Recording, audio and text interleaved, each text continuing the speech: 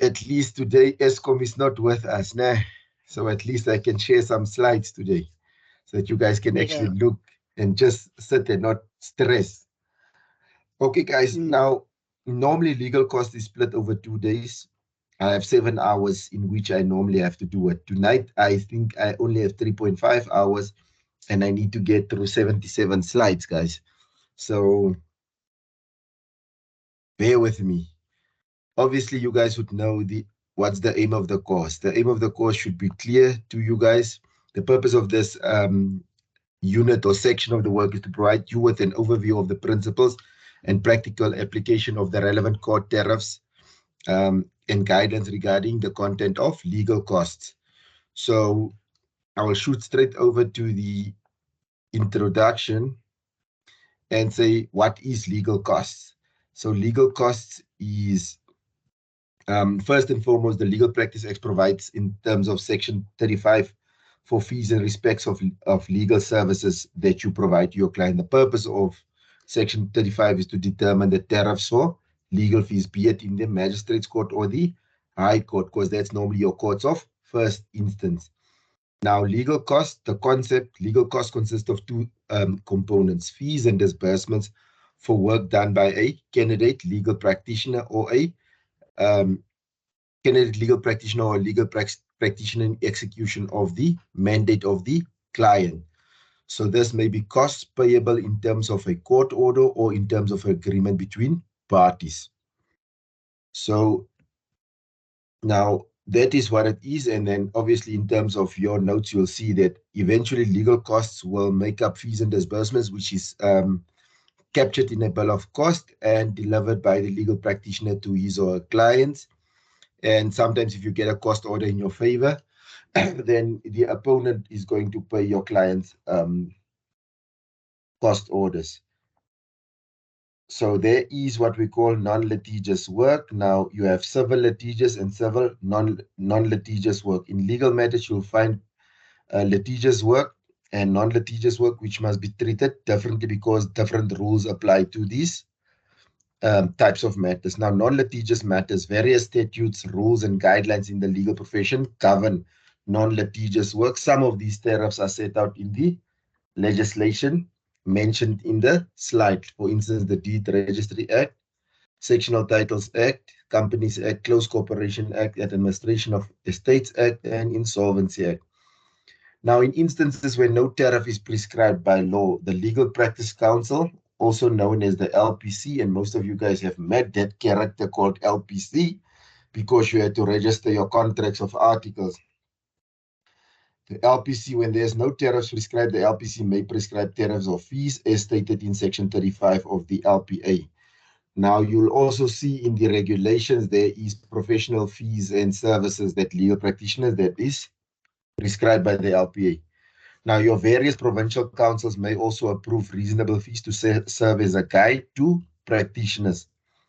Now, under circumstances where fees for non-litigious professional work are not accessible or taxable by a public servant, and you guys will find out later on what I mean by taxable by a public servant, and the work is not governed by any statute or any statutory tariff applicable to it, the LPC under such circumstances will assess what is reasonable to any of its members for work that they have done per the client's mandate. Now, guys, normally the LPA has like these guidelines that they set out for candidate legal practitioners and legal practitioners based on your years of experience that you have to take into consideration when you charge a client. So please make sure that you check the code of conduct because it sets out what is there.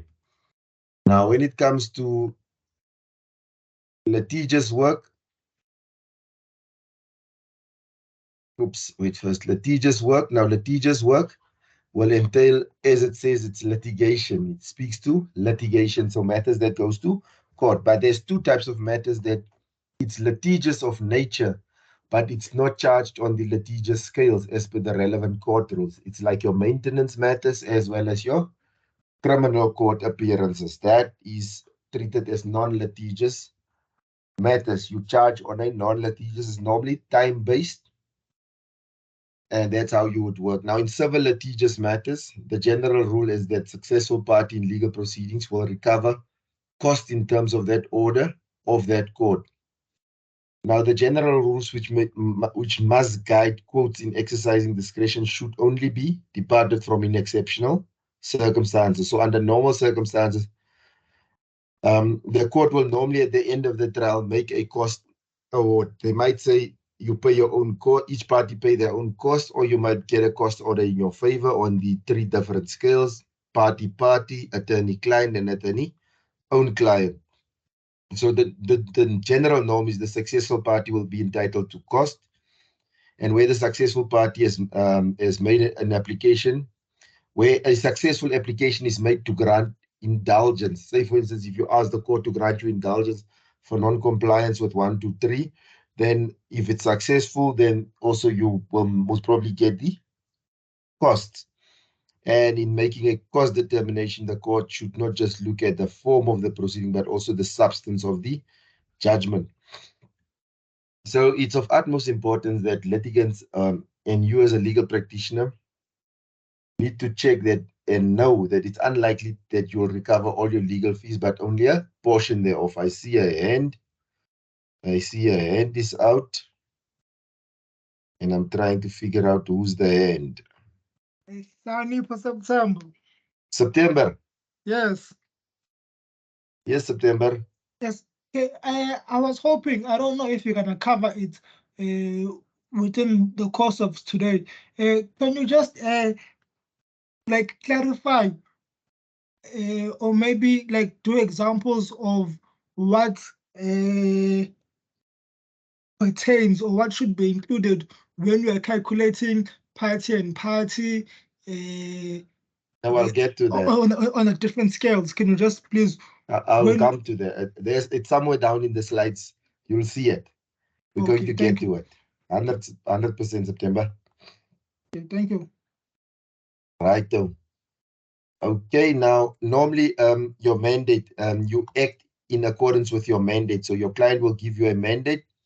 An attorney charges his or her client based on the mandate between the parties. Now, a mandate constitutes the terms and conditions governing the attorney-client relationship. So a mandate need not be in writing and can be tested or implied. It's however advisable to obtain written mandate to avoid potential disagreements in future. Why am I saying to you this? You have some clients that after you've done the work, then they want to dispute with you to say that we did not give you instruction to do this. You are overcharging us for that. So once it's in writing, they've signed it, they've okayed it, then they can't come back and say, but this is not what we agreed upon. Now, generally, an attorney's fee is based on time spent working on the matter, complexity, and also the level of experience. But then one needs to know that what may take a candidate attorney 10 hours to prepare might take a seasoned veteran 2 hours to prepare. So that is also like it's superficial, those things that they look at. But at the beginning, an estimate of the legal costs, or I call it a guesstimate of the fee, should be provided as soon as possible to your client. And the LPA is like sort of clear on that. It imposes a duty on us as legal practitioners to give our clients a cost estimate. So a proper cost estimate will prove invaluable in educating the client and bringing them on board to understand the complicated and time-consuming nature of litigation. So that is what you need to discuss with your client from the onset. Let's see quickly then. A deposit. Now, what is a deposit? A deposit is normally taken by you from client after litigation has commenced or after there is a dispute, a pending dispute. You take a deposit from client. Reason why you need to take a deposit, and a reasonable deposit, not an unreasonable deposit, is that, say for instance, you are in criminal court and you are representing somebody and now suddenly that person is sentenced to direct imprisonment. Do you think he's going to pay you? No. He will say, my lawyer is a pathetic person, although you've done your best, not for him to get a life sentence, but maybe to just get 15 years. He will say, this lawyer is useless, and you have done your utmost best to make sure that they're not incarcerated. So make sure you take a deposit so that it covers your fees and disbursements, but the deposit may not exceed the reasonable cost of you as a legal practitioner. Attorneys firms may advertise that they specializes, and in certain instances where they specialize, they can charge higher fees. It means also the liabilities higher, but this advertisement should not come down to touting. Touting is something that is seen as misconduct, and I will also speak to it later on the slides when we deal with some of the headings. So you may also advertise that you prefer to practice in a specific area, like especially if you know that you are more inclined to take on labor matters, you may say so. And then you may also charge a higher fee because you specialize in that area. Now, estimates of fees, I've already touched on it to say that you need to give your client at least a guesstimate of the fees. That's what you'll find in Rule 35 of the Legal Practice Act. You need to, it should not be down to the cent to say it's going to cost you 45,285 rand and 24 cents. No, you don't need to, you just need to say roughly. You need to give the client a estimate. And your estimate should not now be way off from the final bill. Obviously, there will also be unforeseen disbursements, which as the name says, it's unforeseen disbursements. So at the time you start, maybe you obtain the instruction, you did not foresee that you might have to incur this disbursement. The only way to deal with that is to put it in the terms and conditions between you and client and say to client, listen, yeah, if the unforeseen disbursements come up, I'll be entitled to actually recover it from you if I incur such disbursement, but you need to also discuss it with client to say this is an accident and we need to reconstruct the accident scene. And we have an expert. I did not foresee that that might be an issue and dispute. Now it's becoming, so we have to reconstruct, and then now we need to use this expert. Is it okay? This is what it's going to cost, and the client must give you a written confirmation that they agreed to that unforeseen disbursement. Otherwise, you have problems. So make sure that you cover that. So you'll read section 35. I will not go over these slides because it speaks to section 35. Um, Specifically that section, I don't want to show you that section. I want you to read it so that you can actually comprehend and understand that there is certain things that exist there. And that is a good question that might come out in your board exams that they will ask you about it. So you need to go read section 35 during the time, because that's one of the most important duties imposed by the LPA on us as legal practitioners. Now, then the next thing is what we call contingency fees. Now, contingency fees is governed by the Contingency Fee Act, and it's also sort of half subject to certain scrutinies and things that we have to do. Now, attorneys can agree with their clients that they will only charge a fee if successful in litigation. This is known as acting on a contingency. Now, acting on a contingency, as I said, is governed by Contingency Fee Act 66 of 1997. Now, if you go into that act, specifically Section 2, it stipulates a contingency fee agreement between a client and between an attorney and client must be in writing. The fees charged by an attorney cannot exceed his or her normal fee by more than 100%. Guys, can you listen here? When you act on contingency fee, so if you are a candidate attorney and as per the LPC's code of conduct and guidelines, you are entitled as a first year clerk to charge 800 Rand per hour. You cannot, when you're on contingency fee, charge more than 1,600 Rand per hour to your client. But that's now just the example I'm giving to you. So if an attorney, which is a legal practitioner, is now on board, he or she cannot charge more than, say for instance, their hourly rate is 2,000, they cannot charge more than 4,000 Rand per hour. That's the maximum they can go, 100% more. Or if there's a capital award, the fees that they charge cannot exceed the capital award by more than 25%. So if you institute a claim for 10 million and eventually they allow you to, or the successful claim part of the claim is 4 million, then you know your fees cannot exceed 25%, which would equate to 1 million of that award that was given to your client. That's how contingency fee agreements work, has worked, and will work. And then obviously, we had what we call the common law agreements. Now, these pactum de quota litis, or easier said, agreement to finance litigation, common law agreement. I mean, now we have a statute that governs this, so the common law is no longer needed. It's not allowed. It's unenforceable, and that amounts to unprofessional conduct. Now, these common law agreements came to the fore in that cases of Bobrov. There's a father and son that had a law firm, Bobrov Incorporated. You can just Google and you'll see a whole host of things come up about these people as to what they did. So make sure you acquaint yourself with what is a contingency fee agreement. So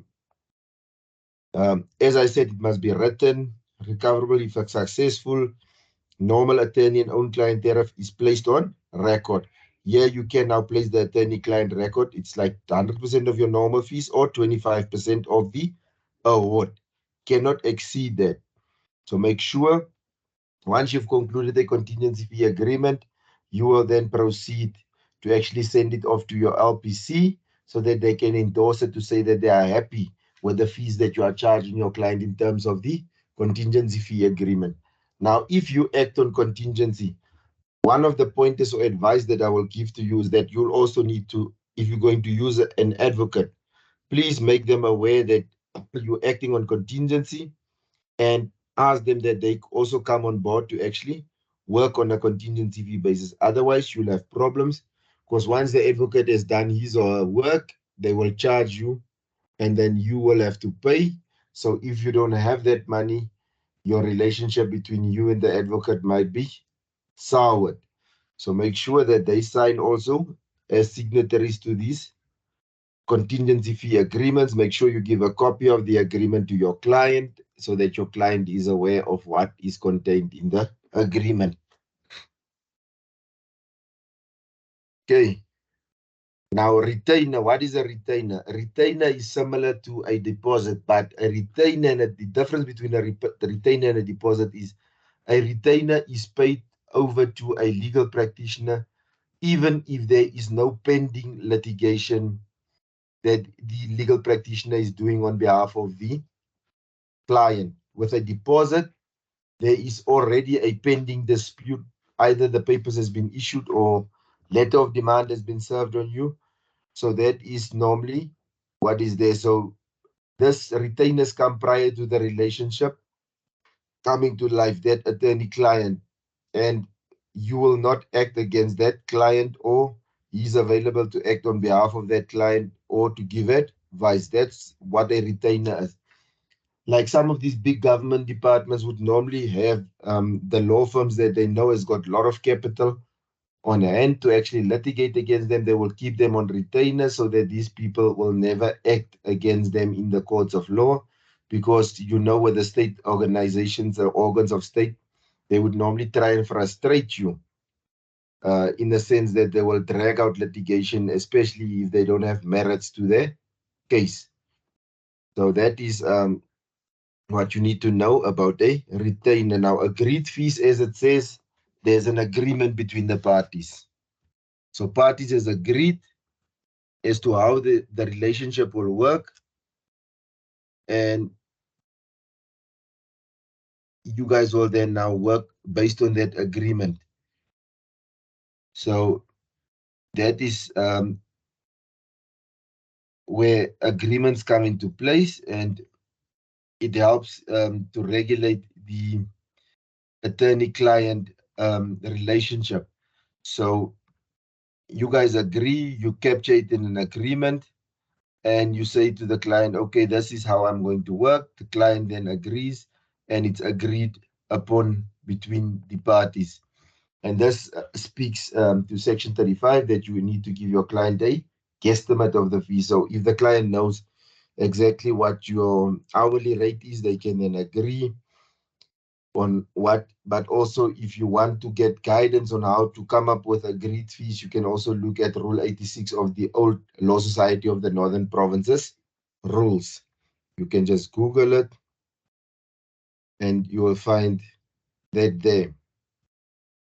Now, interim and final accounting, that's also what the LPC and the LPA requires from us as attorneys. You read section 34 and 35. I already said you must read.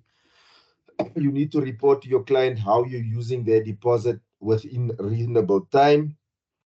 And you need to account the amount received, amounts used from that amount received, and what the balance is. So you need to show what disbursements and what payments and also fees and other charges that you raised against the client's account or the deposit that the client paid to you. So you must keep proper financial records for at least 7 years, as well as the files. You need to keep it for 7 years from date of the last entry into that specific file. So that is very important that you guys keep it in order. Your file administration, and you guys will see in the next 1 or 2 slides, we'll talk about file administration and why it's important. So you need to make sure that you keep your files up to date, because that also helps you on how to determine your bill of cost. Because if you don't keep your file up to date, your bill of costs will not be accurate. Cost recovery. So with legal costs, when a court says cost in favor of the plaintiff or cost in favor of the defendant, they don't say cost in favor of the plaintiff's attorneys or cost in favor of the defendant's attorneys. So it means cost recovery is done on behalf of client. So that money is due to client. So if client has not paid you, you can take that money, if it's paid over to you, then deduct it from the bill of cost that you have rendered to client for the services that you've rendered to client. And if there is a balance left, you pay it to the client. If there's a balance owing, then you need to alert the client to say, this is what the cost, this was the bill of cost, and this is what we recovered, and we're going to keep this, and then you just have to pay the balance of that. But just remember, cost recovery is done on behalf of client, not yourself.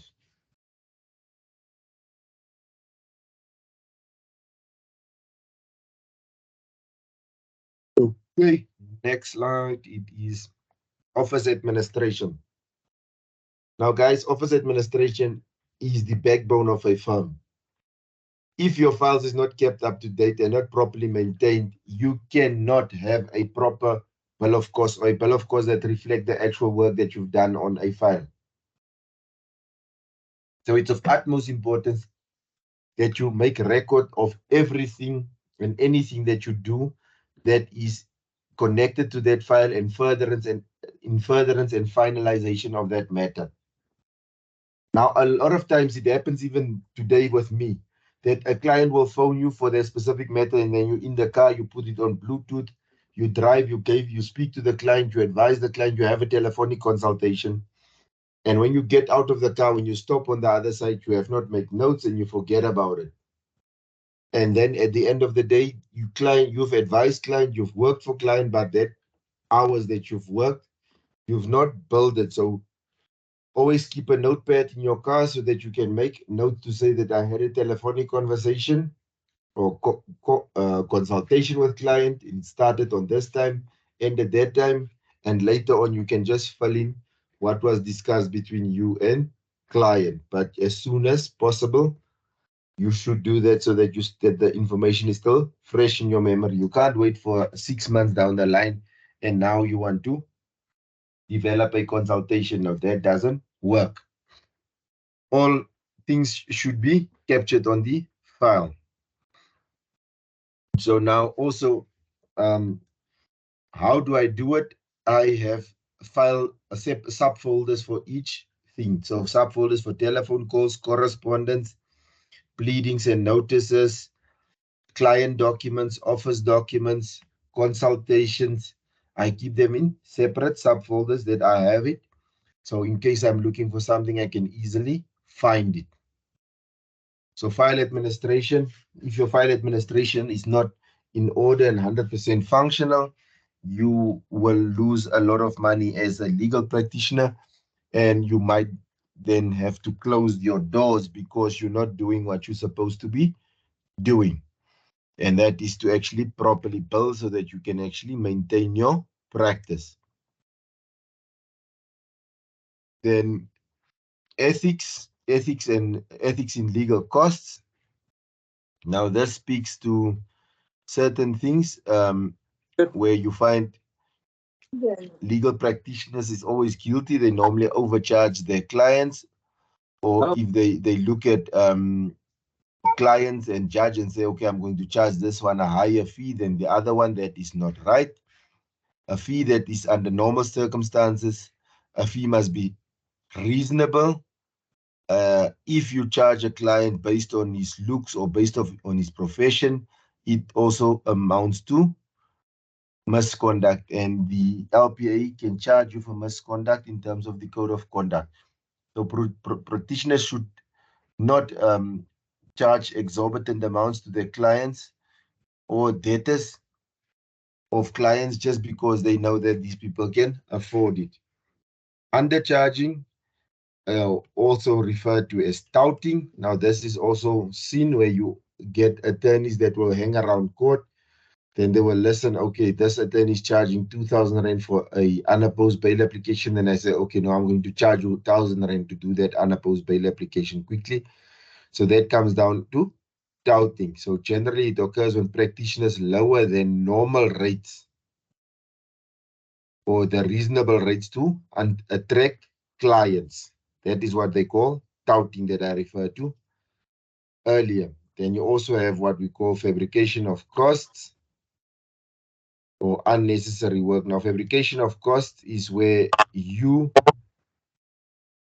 claim that you've done something, but you have not done the work. Okay, Ugandan, Nathan. Sorry to interrupt. I just want to ask two things. Jimmy, is a communication by WhatsApp, is it a consultation, firstly? And secondly, when you consulting, can you record and add recordings to the file as part of the consultation process? Thank you. Yes, WhatsApp can either be a correspondence, it can go through as correspondence between you and client, like a letter that you're writing, or it can be advice. So obviously when you do correspondence, you update the client of progress, you tell the client, I need these documents and those type of things. When you start moving into actually advising the client as to no, I think you should not proceed with an interlocutory application. I think the best is maybe to use Rule 60, Server Rule 60. That is now when you're advising the client. So you need to check what is the content of that material that you are sending out to the client. Then you'll decide, is it correspondence or consultation? Recording, the same. It's like if you record, but it's a consultation that you are recording, as long as client agrees that you can record them because of POPIA or POPI. You can then also use it to say that there was a digital consultation. It took so many, and we have the CD on file for what was discussed in the consultation, and also that will indicate the duration of the consultation. We have to move with the digital times, Uganda, so that should be fine. Molema.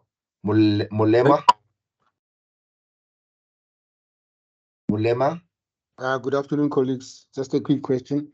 Is it mandatory that you must have a schedule of what you charge in terms of your costs? I mean, so that before you engage with clients and you show them, or you have that schedule to show what you charge for what. It's not mandatory to have a schedule, but it's mandatory, and it's set out in the Legal Practice Act, Section 35, that you need to discuss client what you're going to charge them for the services. So for you to draft that schedule will help you, so that when you have this conversation with the client, to say that in terms of the LPC, there is the scales for candidate attorneys, first year and second year, 0 to 3 years practitioners, 3 to 5 years practitioners. There's the scales, and this is what I'm charging you. That will help you, but it's not mandatory, but it's mandated that you have to discuss that with client at all times. Okay. So fabrication of costs is when it occurs when a practitioner bills a client for work that the practitioner never did. Say, for instance, you go and sit with your client in consultation for 1 hour, but you go play with him another, maybe an indoor football game for another 2 hours, and you charge another client because it's not him paying personally, it's his company or maybe that department that is working for the government that's paying, then you charge him maybe for 3 hours consultation. That is fabrication of costs. You cannot do that. Or when practitioners would do work just because they see that there's a big deposit on the file, they start writing unnecessary letters, doing unnecessary work. That's also not allowed. It's seen as misconduct. And specifically, fabrication of costs or fabrication of costs is also seen as fraud or theft in some of the provinces. So make sure that your client is aware or you are aware that if you do that, you might land yourself in hot water. Fee sharing. Now, fee sharing is only allowed between practitioners. Fee sharing is not allowed between candidate practitioner and a practitioner or a practitioner and an advocate. A fee sharing agreement is one between two attorneys, where one attorney, the referrer, refers work to the other one. So as compensation for the referral, the attorney gives the referrer a percentage of the fee earned on the instruction. But in practice, we have a rule of thumb that you say a 1/3, we call it a 1/3 allowance. So no set amount is required for these agreements, but the general rule of thumb is the 1/3 allowance we work with. So make sure that you always on top of your game when it comes to those things. As I said to you guys already, proper accounting records, failing to keep a proper records amounts to a crime, and we need to keep our records for a period of 7 years at least. So that is what is required of all of us. Guys, it's now say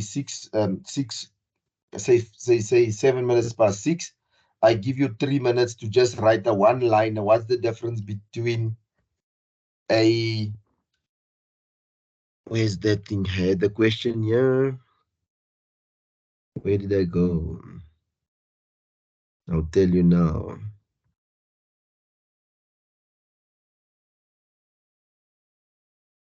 A what's the difference between a deposit and a retainer?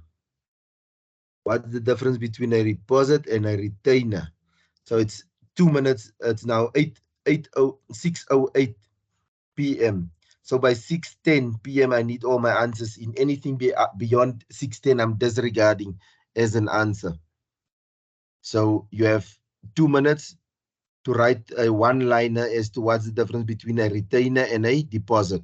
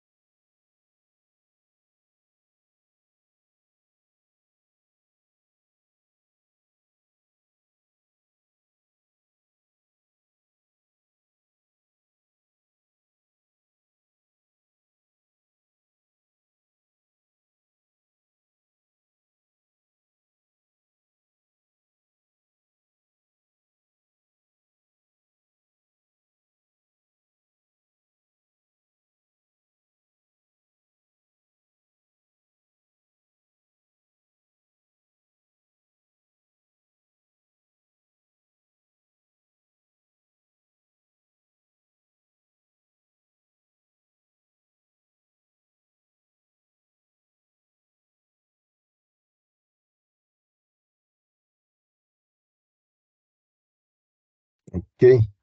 I said I will disregard anything after 10 pass. I see Aubrey was the last one. Aubrey Mpenyana was the last one to come in within. Godfrey is even asleep today. Nisi, wake up, Baba. Ugandran, I saw your name was, your hand was up. So I did not disregard. It was, seems like ESCOM is trying to play with my feelings here. No, sir, I mistakenly forgot to remove it. Apologies. Okay. I must just see. I must share now again the slides. You, Iliura Dais or Dasi. I don't know how you pronounce it. Sorry for butchering that name. Please forgive me, but you can help me, right? I see your hand is up. You can speak.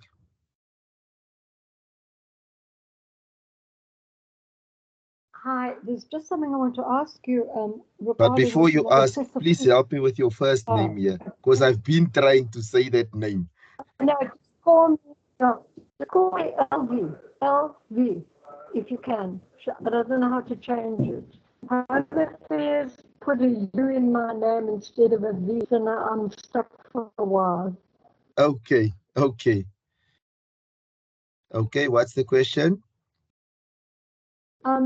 Now, with excessive fees, just for the public prosecutor and Salim Mpofu, is he, what's happening with him? Is he charging excessive fees? What is the LPA doing about it? Or is it his right to do what he's doing? Because there just seems to be some controversy about it. Can you elaborate or not? No, the thing is with Dalian Pofu's matter is that currently it is that the Public Protector's Office said that they're going to stop funding or paying his bill of costs. It's not that it's excessive, they're just going to stop paying it. And currently, as we said, Dali is classified as SC, senior counsel, so he can charge on the highest rate. So if he has a fee agreement in place with his client, then obviously the client will, or you will charge the client according to that agreement. But I don't see that there's something excessive or unreasonable about his fees.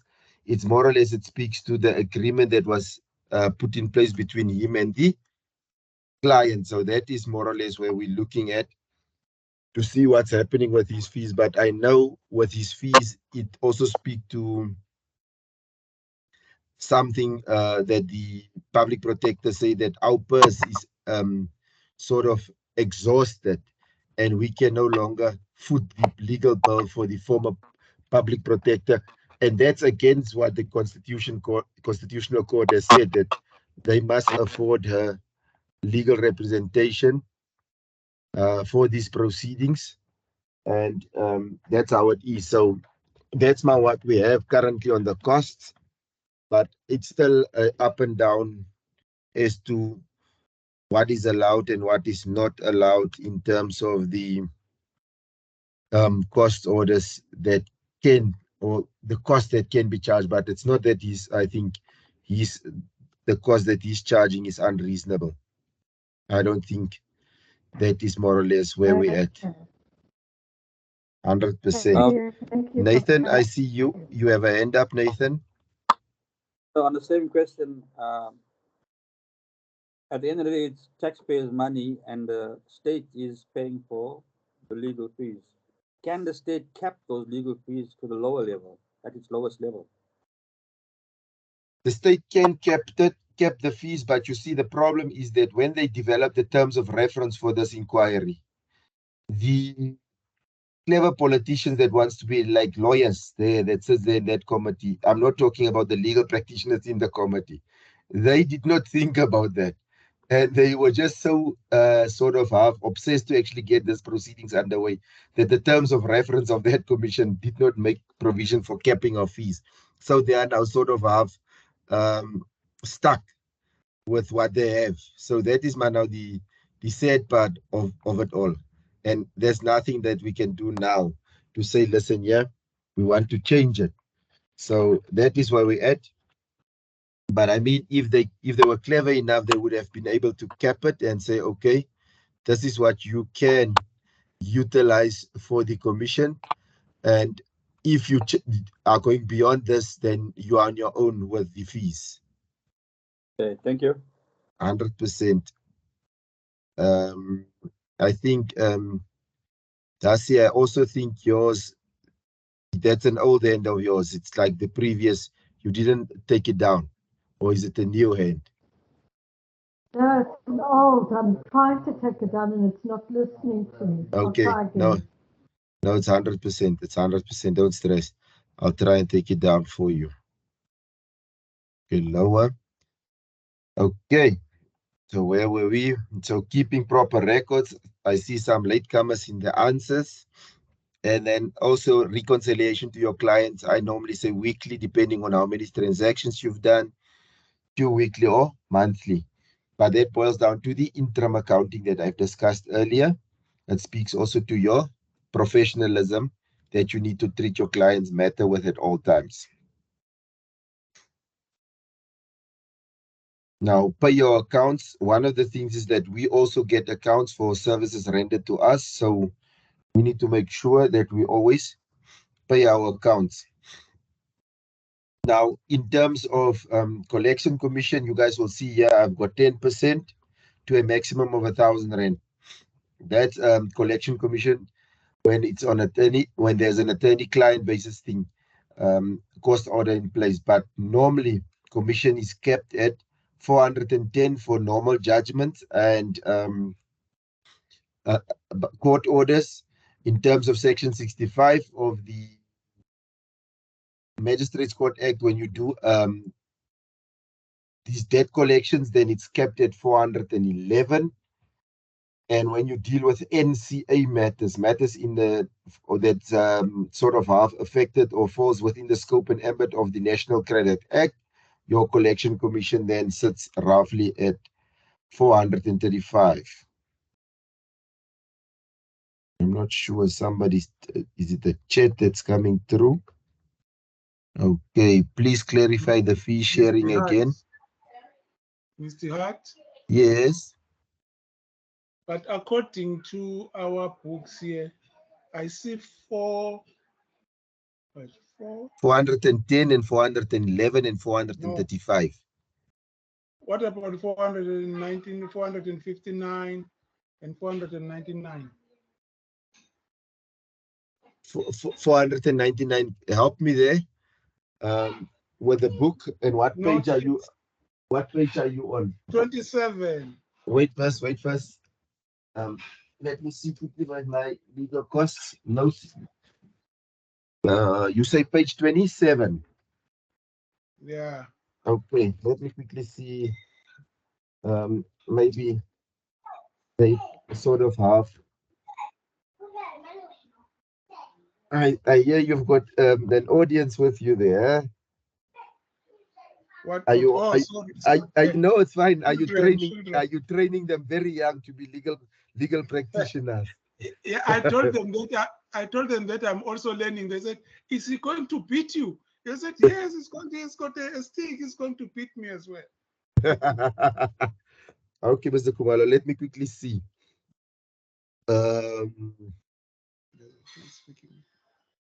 Okay, the 10% is there, so it's 10% of the levy fee. Maximum recoverable for each installment may not exceed 400 plus VAT in terms of the court. Okay. Let me just double check here on the rules.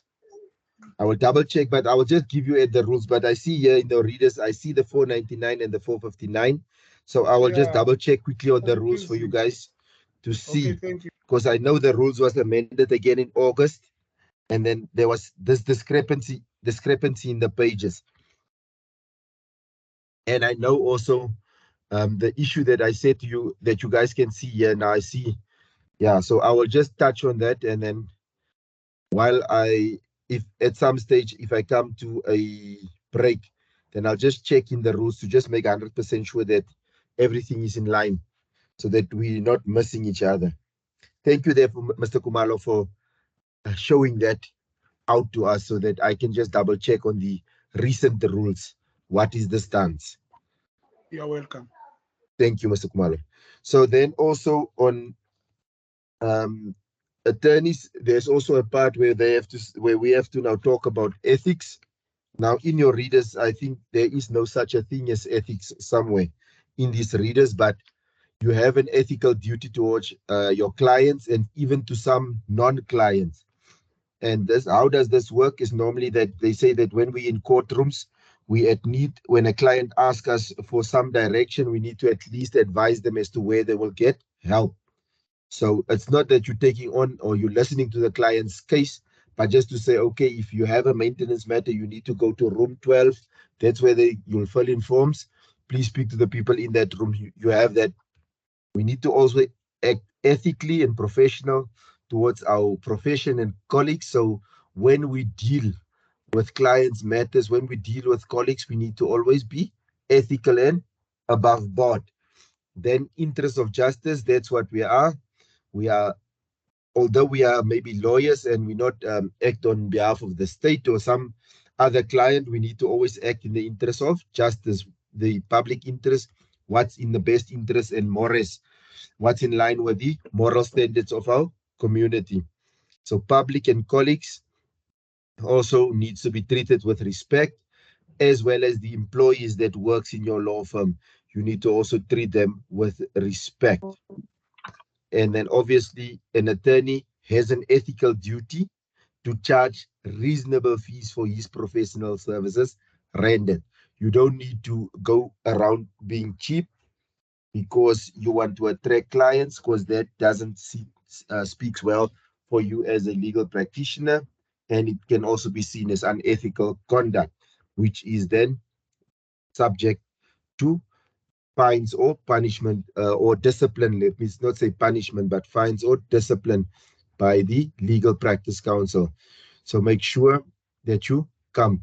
I also saw there was a question on fee sharing. Can I just please recap fee sharing?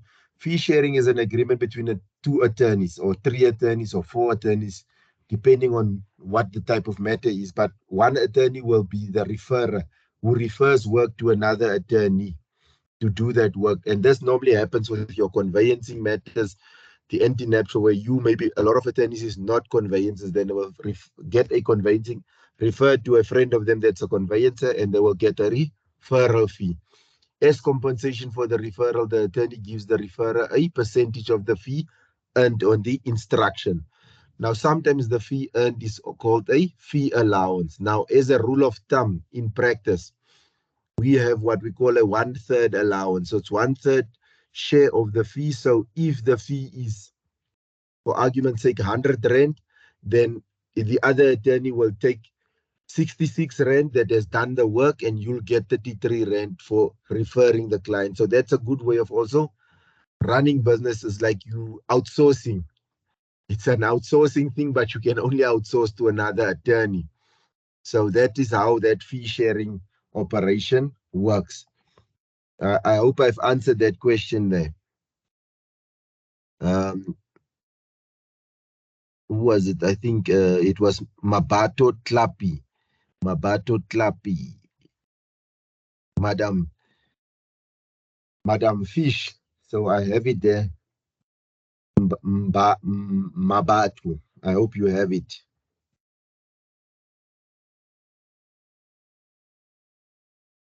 Now, yeah, somebody says his collection commission, but I'll deal with that in the break. 100%. Okay, so let's move on. I've now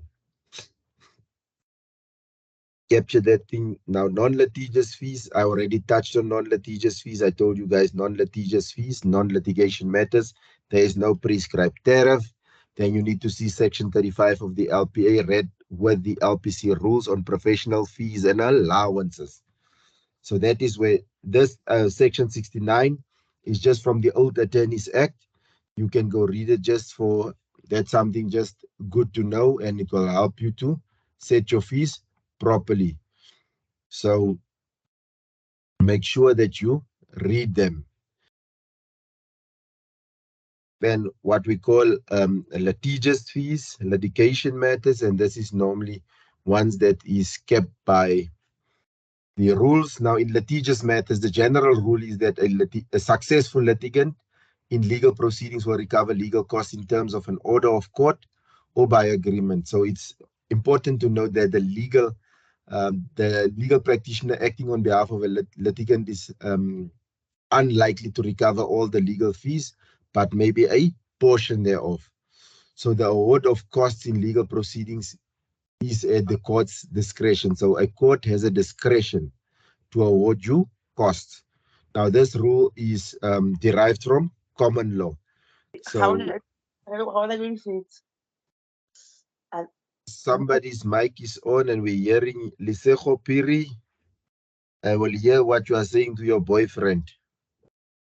Please mute there, Lisejo. The general rule is that these costs will follow the successful litigant. Now, I think I've said that already. But this is not always the case. So a court has a discretion in awarding costs. There are instances where the successful party need to obtain, where the successful party might need to obtain a cost order in his favor. So it's not always. So you need to have to argue for that. Now, the various types of cost orders, and there's rules relating to cost orders, the judicial discretion, it's not arbitrary, but it's a discretion that, and magistrates courts may grant judgments on or cost orders on attorney-client scale, but they may not order attorney and own client cost orders. So just remember, I've seen a magistrate's court that made an order on attorney-owned client. That is unenforceable. They are not allowed. They are creatures of statute. So they cannot do that. So you can look at section 48D of the type of cost orders that they can award. So now, that is what you need to know at all times, that a magistrate's court can only give some, and I think the criteria is a little bit backwards here on the page, but I'll get it right for you. So then you have non-litigious and litigious matters, and then there's now in your readers the concept of non-litigious. I've touched on it, and I said to you guys that criminal work, maintenance work, and work in children's court is seen as non-litigious work as well. So then you need to move to your criteria to take in, and I think your readers will be page 30 that you need to look at when actually drafting 1, 2, 3, 4, 5, 6, 7, 8, 9, 10, 13. There's 13 of them. 13 criteria that you have to look at. 13 criteria on page 30 of your readers, say 30 to 30, one of your readers. You look at that criteria on how you charge legal fees. Then I said to you here, the Law Society of the rules for law societies, but you can go look at the Attorneys Act that was repealed, section 69D and H, gives you some sort of guidance, as well as the Law Society. This LSNP means Law Society of the Northern Provinces.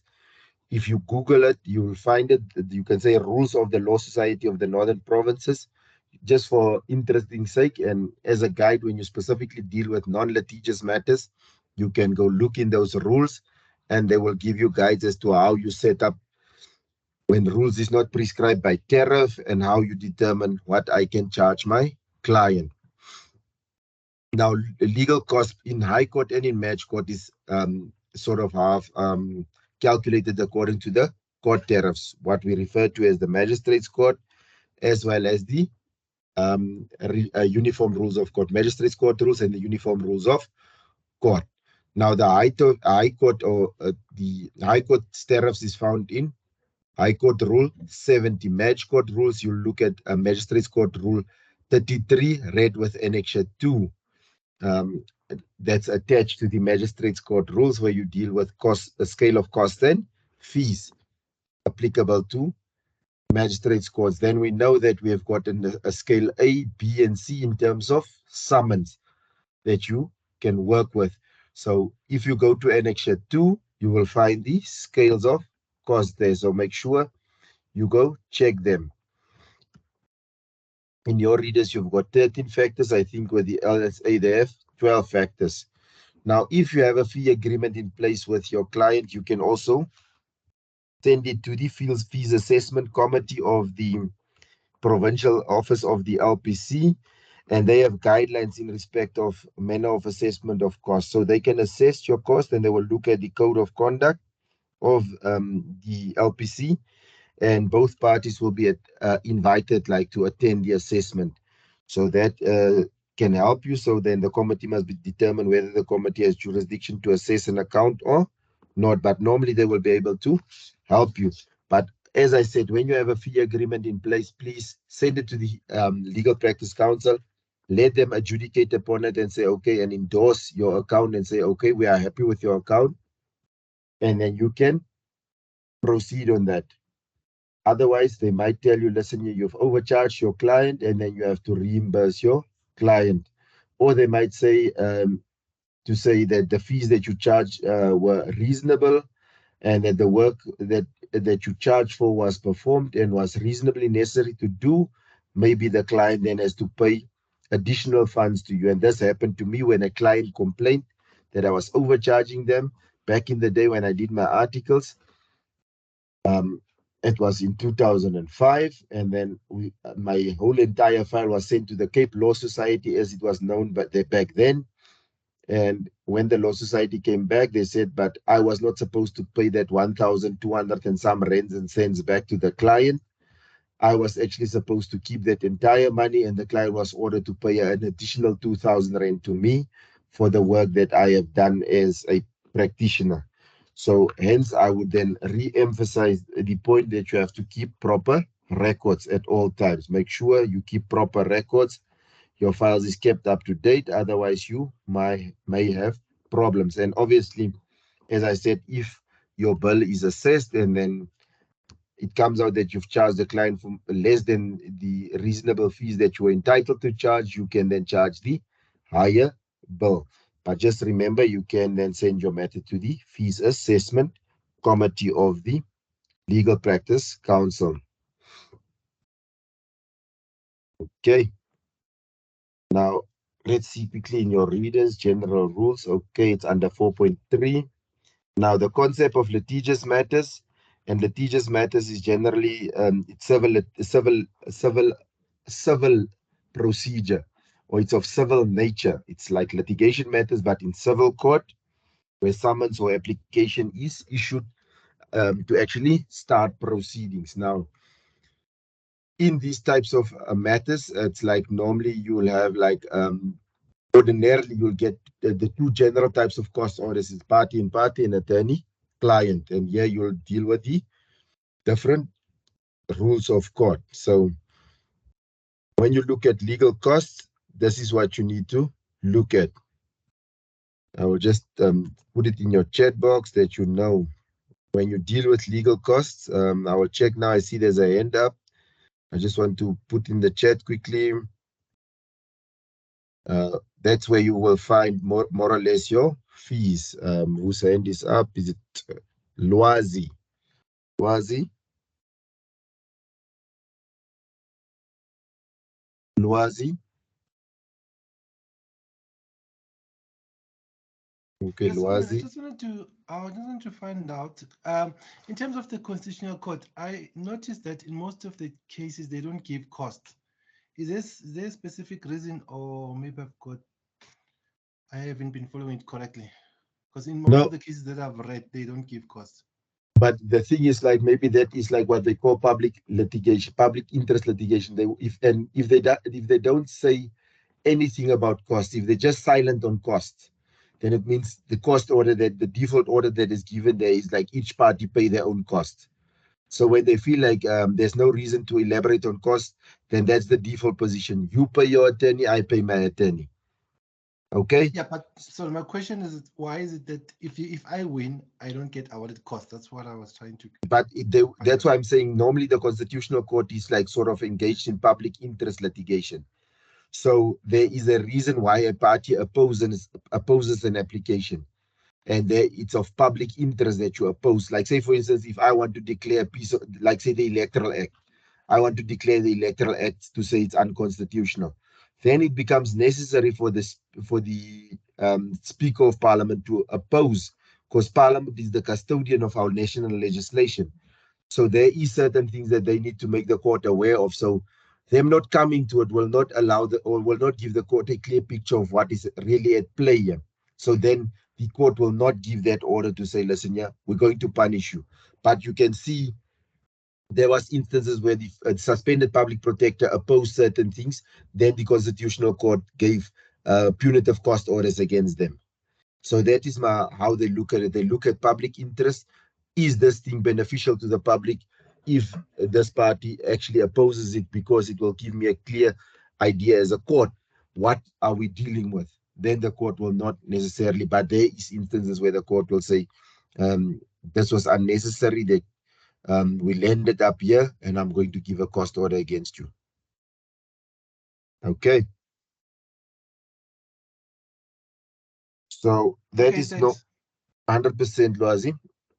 Attorneys and costs. Now, I said to you guys, normally there is two general cost orders that is given. It's attorney-client, party, and attorney-client. That's the general cost orders, but I'm not excluding an attorney-owned client.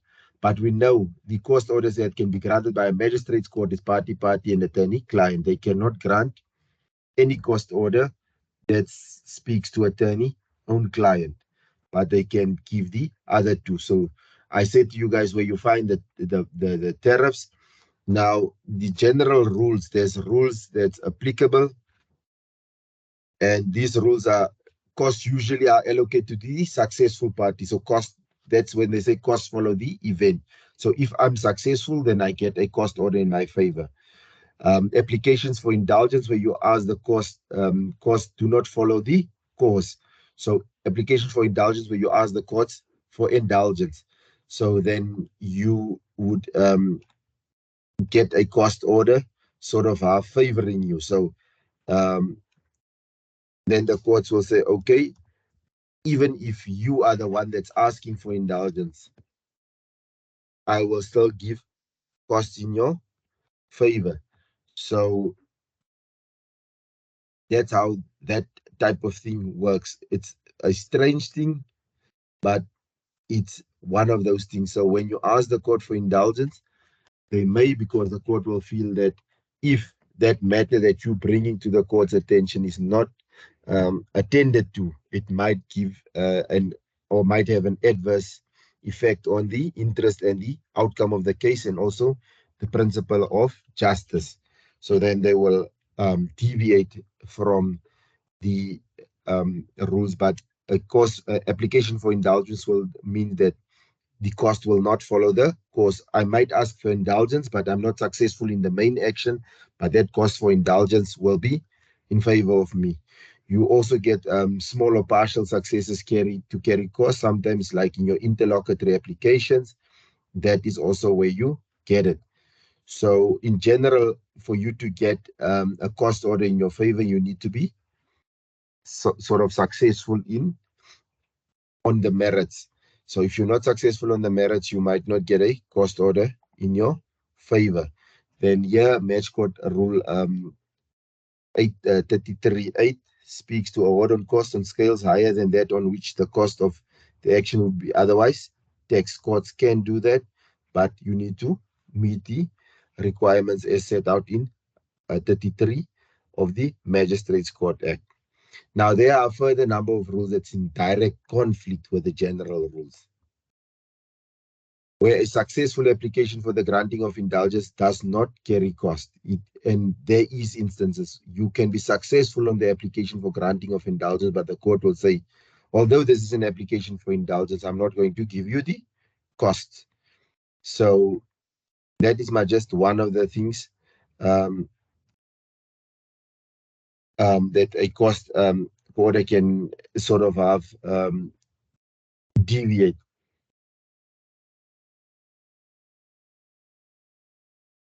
Is there any questions at this point in time? I don't see any. Okay, because I'm missing. I'm just trying to check. Okay, I'm not seeing anything. And then also a successful party may be deprived of his costs if good reasons are shown. So if, for instance,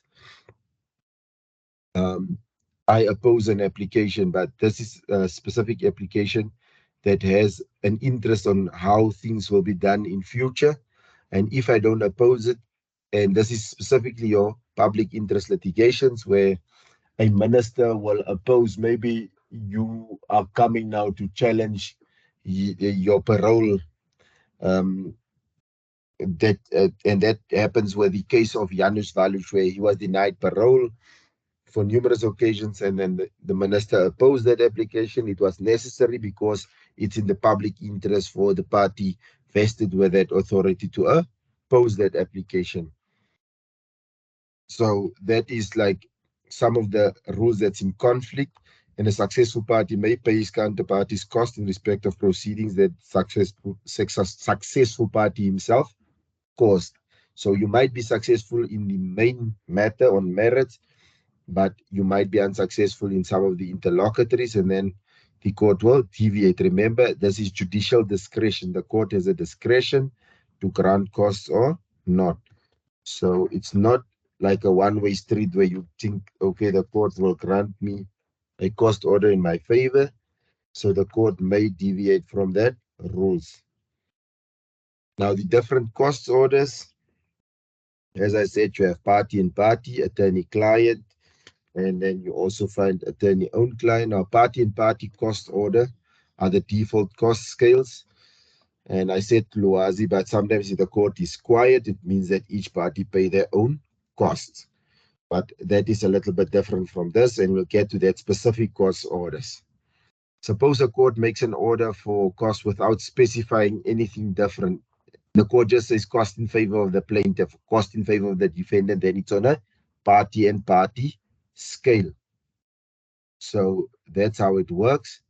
And normally party cost is in the necessary and properly incurred expenses and costs for the attainment of justice.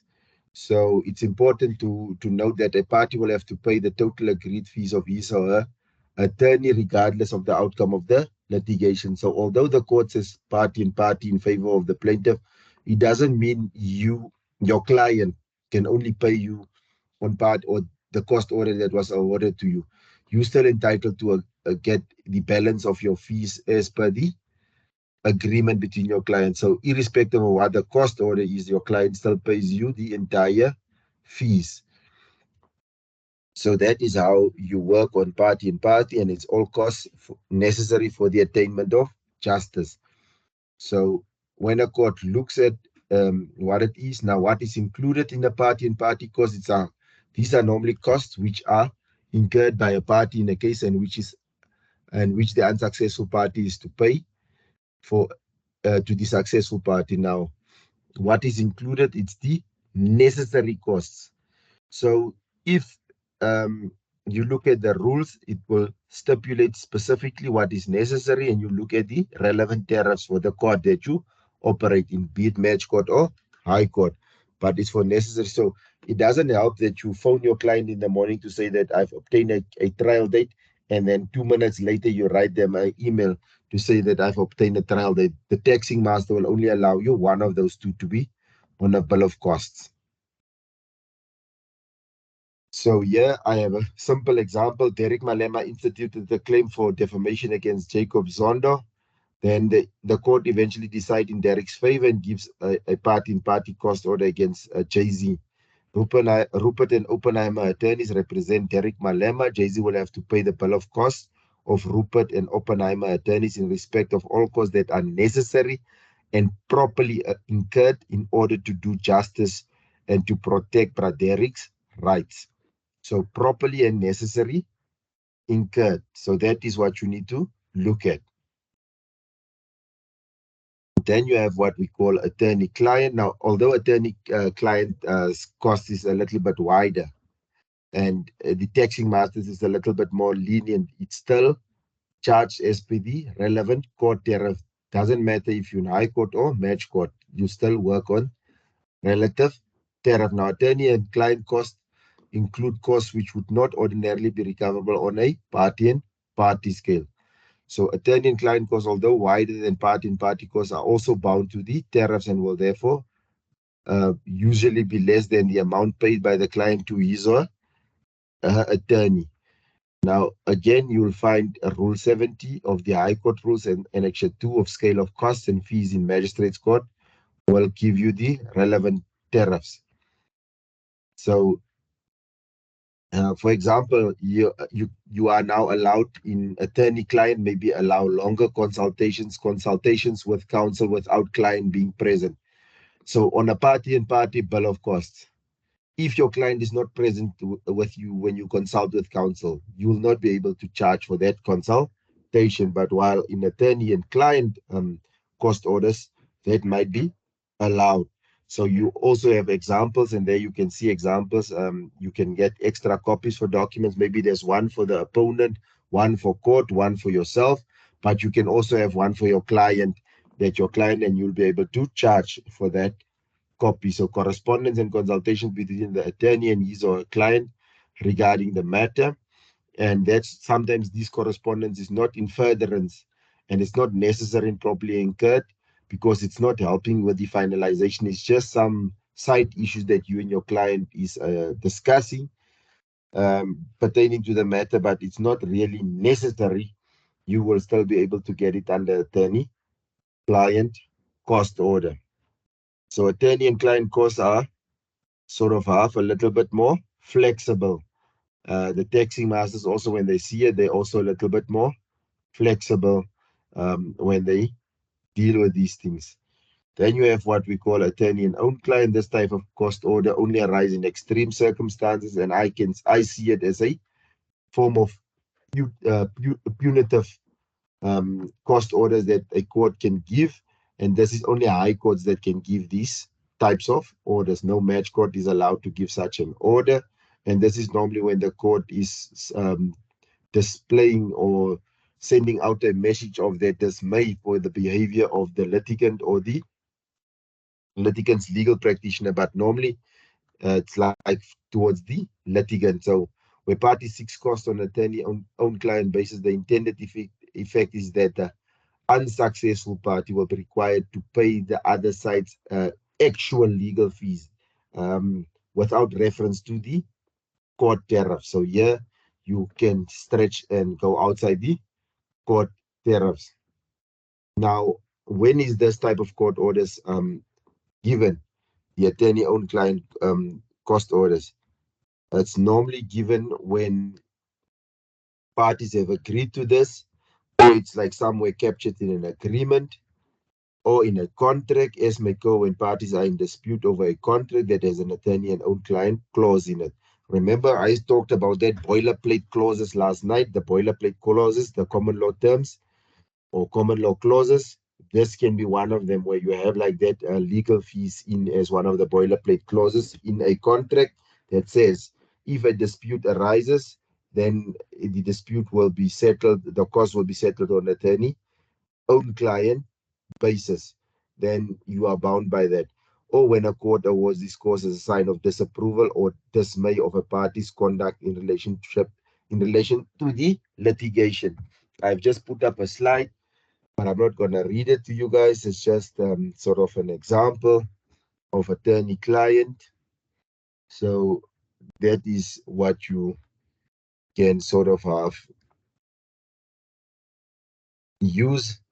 And now calculation. Now how do you calculate? Now charges are often time-based in attorney-client. So it's like you'll have this agreement. And remember now I said when you work with certain types of agreements and specifically the contingency fee agreement, that 100% rule and the 25% of the award that was given here. It's also time-based and you need to check what type of order is given and also the type of experience, the complexity of the matter, all those things plays in when you're dealing with attorney and own client cost orders.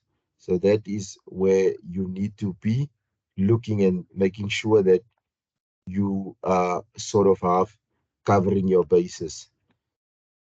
Now then we have what we call specific cost orders. Specific cost orders. I think okay, no, I forgot one. There's one that I need to deal with. Cost the bonus proprius. cost the bonus proprius. So cost the bonus proprius is like a type of cost order that's granted against an attorney for their nonchalant behavior or unethical conduct, or if they act in a way that it's not appropriate. Now, what is cost the bonus proprius? Now, cost the bonus proprius is normally it's a cost award that's given as an extraordinary measure, and means that the cost in the matter are to be paid by a attorney in his or her personal capacity as the attorney representing whoever he or she is representing. Now, this normally happens in exceptional circumstances, and this order is a punitive measure that the court may use to punish an attorney who has acted in a negligent or highly improper way. So that is what cost the bonus proprius is, and it's used in exceptional circumstances. Now, recently, our courts have been exercising their discretion to order particular litigants to pay cost of litigation personally when acting in the representative capacity. And I think you guys have clear sight and ideas of who I'm talking about. This was the suspended public protector has gotten this one type of cost order against her, as well as our former Minister of Social Development before Cyril Ramaphosa took over the presidency of the country. We had Batabile Dlamini under the Black Shares cases, where she was the Minister of Social Development. She also got some of these cost orders against her. So these are personally, when acting in a representative capacity as a government official. Usually these cost awards or cost orders would be payable by a state on behalf of such officials. So now the court has sort of half come in and to say, I'm going to protect the taxpayers, and it's a matter of public interest that I will also say sometimes you are. September and Lwazi, September 1st, then Lwazi. Okay. I'm a bit concerned. I don't know, but so with the bill of costs, I've had to once try and do it. So yeah, and I didn't really understand how to go about it. So I was wondering if you have time, but I see time is always short, to like do an example of an entire bill of costs. I don't know if that would be possible, because it's really tricky when you're doing it compared to just reading the theory about it. Okay. Lwazi, what I can say most probably is like, I do have examples, but I'll leave my email address, and if you email me tomorrow, then I can send you an example of how a bill of costs would look, an example of how you would start it off, what items you put in the bill of costs, and you can take it from there. I'll try and also here navigate, because I know the theory and how it actually goes together becomes different. Yeah, it's very different. But I, okay, thank you. I said Lwazi September. Sorry, that's September. If you, I'll leave the email address, and then you'll just email me tomorrow. Lwazi. Yes, ma'am. I just wanted to find out in regards to when the court award the cost. I've heard twice where I was directly involved, where the court we lost the case and the court awarded the cost, but I've hardly seen attorneys following up on those costs. So I've had like 4 different examples where I've seen that happening. I was just wondering what could possibly be the reason that they don't Lwazi, normally... where do you work? No, I work for BAT. I work in the cigarette industry. Okay, so the thing is, like, sometimes people won't follow up, maybe if it's like these pro bono organizations, to say that they get a cost order and it's against a pro bono organization. They won't follow up because they know that people that goes to these organizations doesn't necessarily have money. But I've seen, like, when an attorney they set that bill down for taxation ASAP. So it's maybe you need to check also who's the opponent. Are they pro bono organizations, or if the other parties of the view that maybe even even if I pursue this, I won't get the worth of my money, then they will just leave it. But that order is still there. Okay, all right, thanks. Simpiwe, Sipiwe. Sir, Yes, Sipiwe. do you hear me now? I can hear you. Sipiwe, I can All hear right. you. Okay, so I want to confirm this cost the bonus Cost the bonus proprius. punitive cost. Yeah. Is it the same as punitive cost? Cost the bonus proprius is punitive cost, but this cost the bonus proprius is paid by attorneys, trustees, executors, people who stand in official capacity, like a representative capacity. They will be hit with these types of cost orders. It's not like against a client. Your client will only get cost orders on a party, attorney-client, and attorney-owned client. When they talk cost the bonus proprius, it's against the legal practitioner or a trustee, an executor, people that stand in a representative capacity. Okay, all right, thank you. I thought maybe it's a synonymous name of this punitive cost. No, it is a form of it's a form of punitive cost. It's a cost the bonus. It's a punitive measure that courts use to punish the behavior of attorneys who acted negligent or improper during the litigation process. Okay, thank you, sir. I'm cleared now. Okay, Connie Seroba.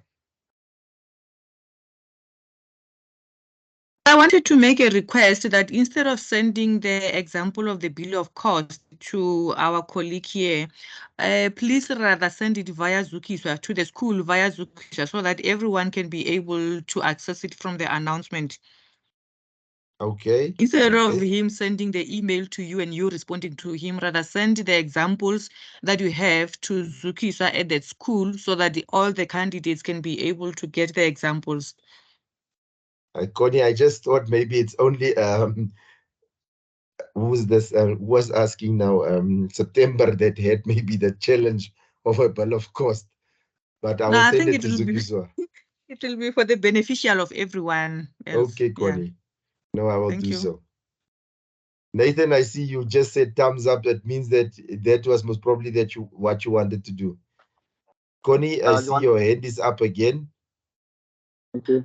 No, I'm trying to lower it down now. Oh, okay. Yeah, no, Okay. I request the same. Thanks. Okay, Nathan. Right. So cost the bonus proprius, as I said, guys, usually these costs would be payable by a state official or by the state on behalf of such official. But now the courts have moved this notion to say that you can also be personally liable in your representative capacity to pay costs. And a clear example is when Busisiwe Makubani or Mkwebani was punished by the Supreme Court of Appeal as well as the Constitutional Court with certain cost orders because she was just litigating and using the public funds. So that is also what can happen and has happened. So just bear in mind that this is on the table. Now, where's this other forms of costs? Before I go to the cost, the bonus proprius, I've dealt with that one.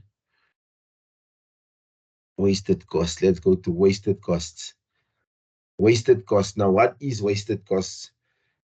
Wasted costs is generally if a matter does not proceed as set down in court, the party responsible for the postponement will be liable for the other side's wasted cost. Now, for example, if a respondent does not file an answering affidavit, maybe timelessly, then maybe ahead of the hearing date, and maybe on the eve of the hearing, now suddenly they send via email, they send us the answering affidavit. And the next morning, I did not have a chance to actually go through the answering affidavit with my client. Then I can ask the court for a postponement. Although I'm the applicant, I can ask for a postponement for the matter to be postponed so that I can actually go through the answering affidavit and, if necessary, file a replying affidavit. Although it's not the respondent that asks for the postponement, but their behavior, their conduct led to me asking for that, and hence then I can ask for the costs, the wasted costs. And guys, when you deal with wasted costs, you need to be clever. So sometimes people would also get advocates to appear in opposed motions for them. So you need to make sure that the cost order that you're asking would include the wasted cost that is including the advocate's fees, traveling fees, your fees. So there's some things, and you can look at and we'll touch on it in the match court. I think it's section rule 69 where you need to check that you can actually include it, but at somewhere in the slides we'll get to it, that you ask specifically when you're dealing with wasted cost that it's included there, and not leave it. You need to say, you don't need to assume the court will know that advocate Musimang was appearing, then the court will automatically say the wasted cost will include cost of counsel.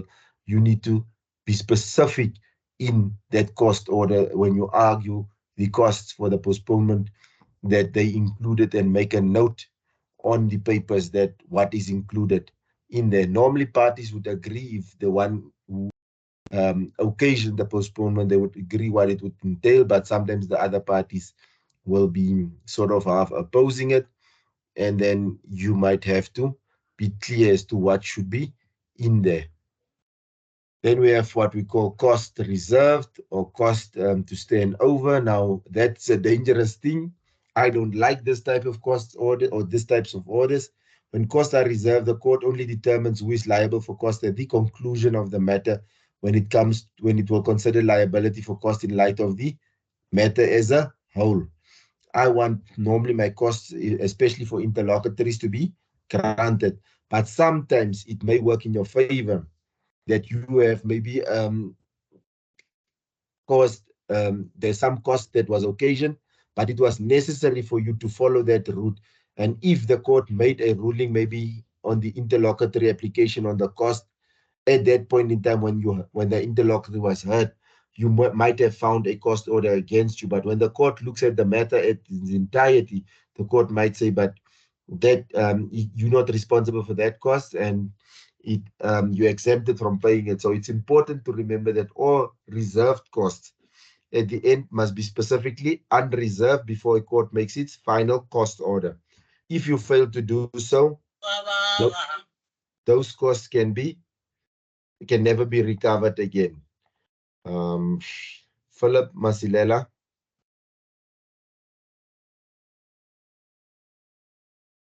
Philip Masilela. I'm good. I'm good. Or I'm saying that there are questions on the chat lines. You can also. Oh, yes. Questions on the chat line. Questions on the chat line. Okay. Will these slides also be sent to Zuki to share with us? Who's responsible for calculations of the bill of costs? I think I must maybe start there. Does tariffs of fees and disbursements update each and every year? Not every year, Philip. The tariffs does not update every year. It's when and when the court when the tariffs is updated. So it's more prudent for you to check at all times when the tariffs is updated. It's not every year that they update them. So it may be certain instances where they update the court rules. So you need to check whenever there's an update on the court rules that you check it. Can an example be added to the slides to be shared with us, please, sir? Klapi, Mabatu, I'm not sure what example are you referring to, but you're asking for an example.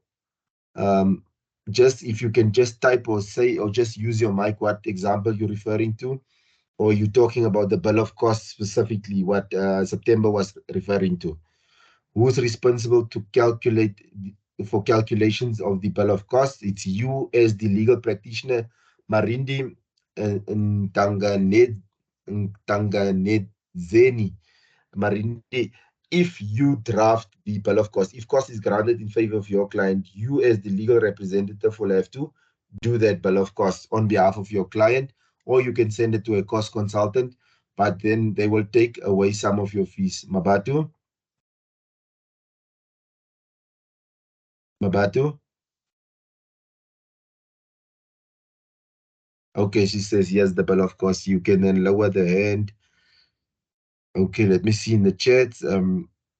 So the calculations, you will draft a bill of costs. You will send it to your opponents, and then they will check the bill of costs to see if they agree or don't agree. So that is how they're going to go about it. And then you'll have to now go and argue on taxation, but we'll get to that. Will the slides be shared? Listen, I'm not sure if the slides will be shared, but we can try. Same for drafting of contracts, that I agreed. I will share with you guys. In case we're an attorney where the attorney behaves ill and now he is liable for punitive, then who will pay the costs? Is it from the client's trust fund account or the business account? No, the attorney from his personal money, military law, Han. I don't know who's military law, Han, but when a cost order is given the bonus proprius against the attorney must dig into his funds as a law firm or as a legal practitioner, not from the client's money. Nothing will be paid from the client's money. The money will be paid from the attorney's funds. Okay, we've dealt with reserved costs. Then it is, let's see, what is this? 3738. Cost the bonus proprius. We said weighted reserved. Cost in the cause. Now, cost in the cause is, it means that all costs, even for the interlocutory proceedings and applications, will depend on the case final outcome. So if they say cost in the cause, say if they give you, and there's interlocutory, maybe you've asked somebody to discover in terms of Rule 23 of the Magistrates Court rules or Rule 35 of the High Court rules, and they fail to comply, and you have to now compel them to actually do further discovery or proper discovery. And then at the end of that interlocutory application, the court says cost in the cause. It means that the cost in that application will depend on the final outcome. Now, if it's cost in the cause, and you were not the one that occasioned that interlocutory proceedings, when the final case outcome come and cost is granted against you, you'll pay for that as well. So that is one of the things that you need to be aware, that you need to make sure that you properly argue for costs at all times. Cost of the day, it means that where's cost of the day, the bonus proprius, cost of the day. I think cost of the day, and that is just similar to wasted cost. So cost of the day is similar to wasted cost. Make sure that you include everything and anything that you've incurred as part of your cost, traveling to court, traveling from court, the waiting time at court. If you're using counsel, that it forms part of the order for cost of the day. But cost of the day, it's wasted costs. It comes down to wasted costs. All costs, as the name says, all costs, everything is in. So cost means, but all costs, cost to be taxed, it's synonyms for each other, and it means just on a party scale.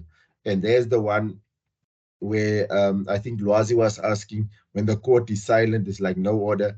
They're just not saying anything, then it means no order is to cost. And in such instances, it means each party is responsible for their own costs. So that is also a type of specific cost order that can be granted. Now, if you're in high court, there's specific things that you have to make sure that you look at. Oh, and I did not show you the slides. Cost in the cause. Let me just slowly go. Cost in the cause means that cost of the interim proceedings are included in the total cost of the court case and follows suit. Then cost of the day. This indicates cost occasioned by a party in respect of proceedings that occurred on a specific day, usually wasted costs. So there I give you guys a simpler explanation. All costs, such orders refer to party and party, and no order is to cost is what it is. So that is what it is. Now, the High Court, when you look at these specific cost orders in the High Court, you also need to qualify expenses and also fees of more than one counsel. And here is the rule that I referred to. I said section, but it's actually a rule. So in the High Court, when you deal with wasted costs, you need to specifically stipulate, and you need to go to rule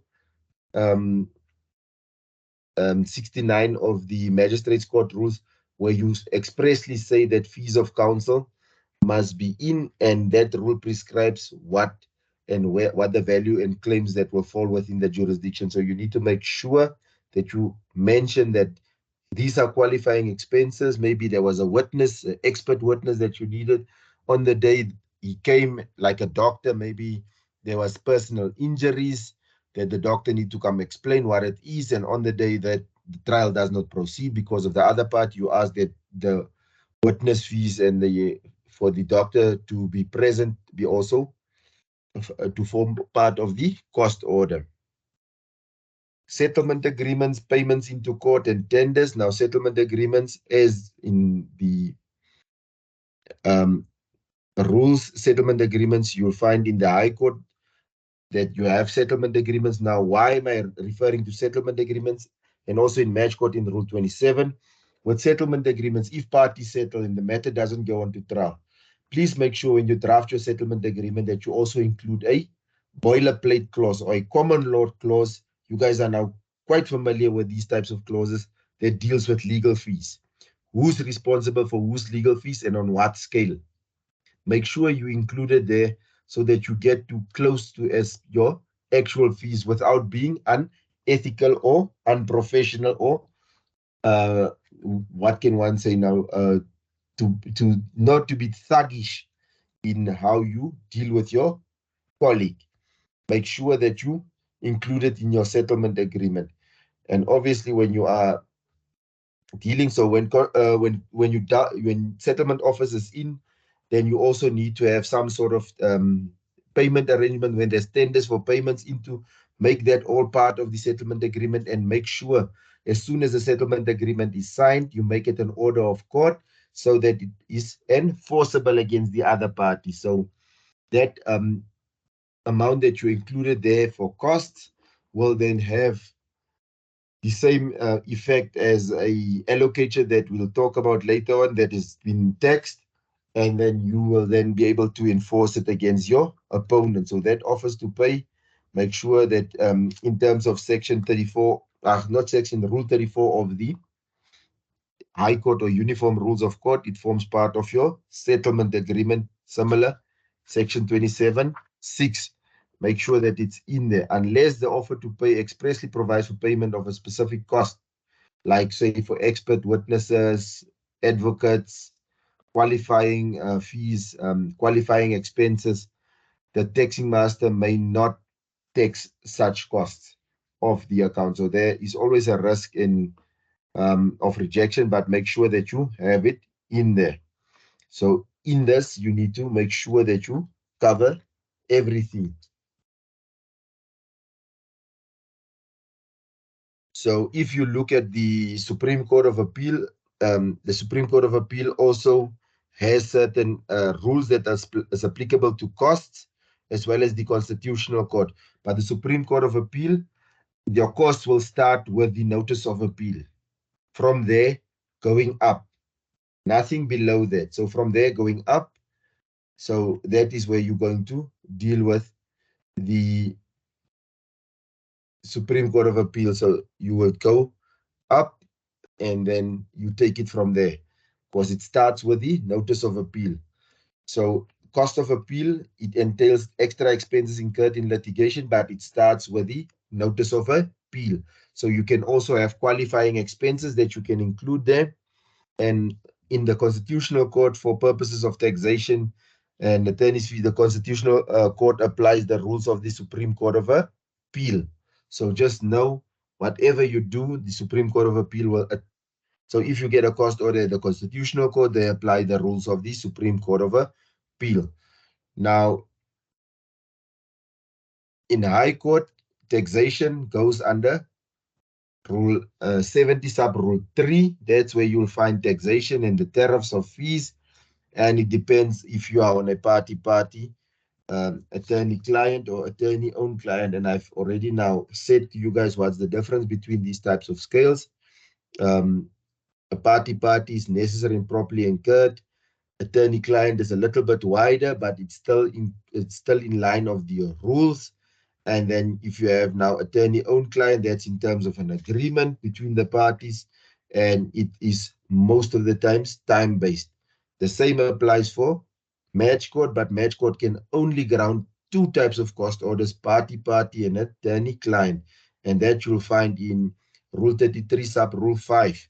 You'll find that in there for the match court rule. So you don't need to look further than those rules. So in the match court, this is also where you find the specific tariffs, be it undefended or defended. That's where you'll find the tariffs, and you can go read it. But obviously, the two cost orders that you can sort of have stomach in match court is party and party and attorney own client. The high court, on the other hand, goes with all types of cost orders. But just remember, a cost order, the bonus proprius, can be given in match court and high court because it's the attorney paying it. So a cost order can be cost the bonus proprius on a party-party scale, attorney-client, or attorney-own client. So that is just also what you need to take cognizance of. Okay, so that's how you will deal with it. And now before I go to bills of costs, I want to know by you guys, I'll give you guys now, what is it? I'll give you guys at least till 17:22, at least 5 minutes so that you can go grab a cup of coffee so that we can do the last two topics, which is drafting of bill of costs and taxation. And I also want you guys to answer me the question to say, what is the default cost order that is granted by a court? What is the default cost order normally granted by courts? You just answer it in the chat box.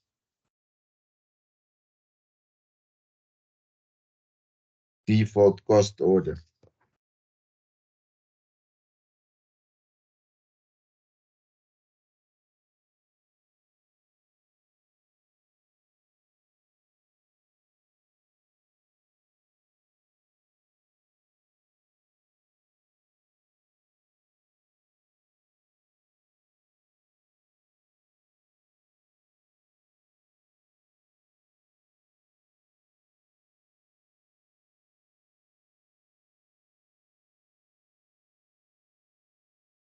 Mr. Hart,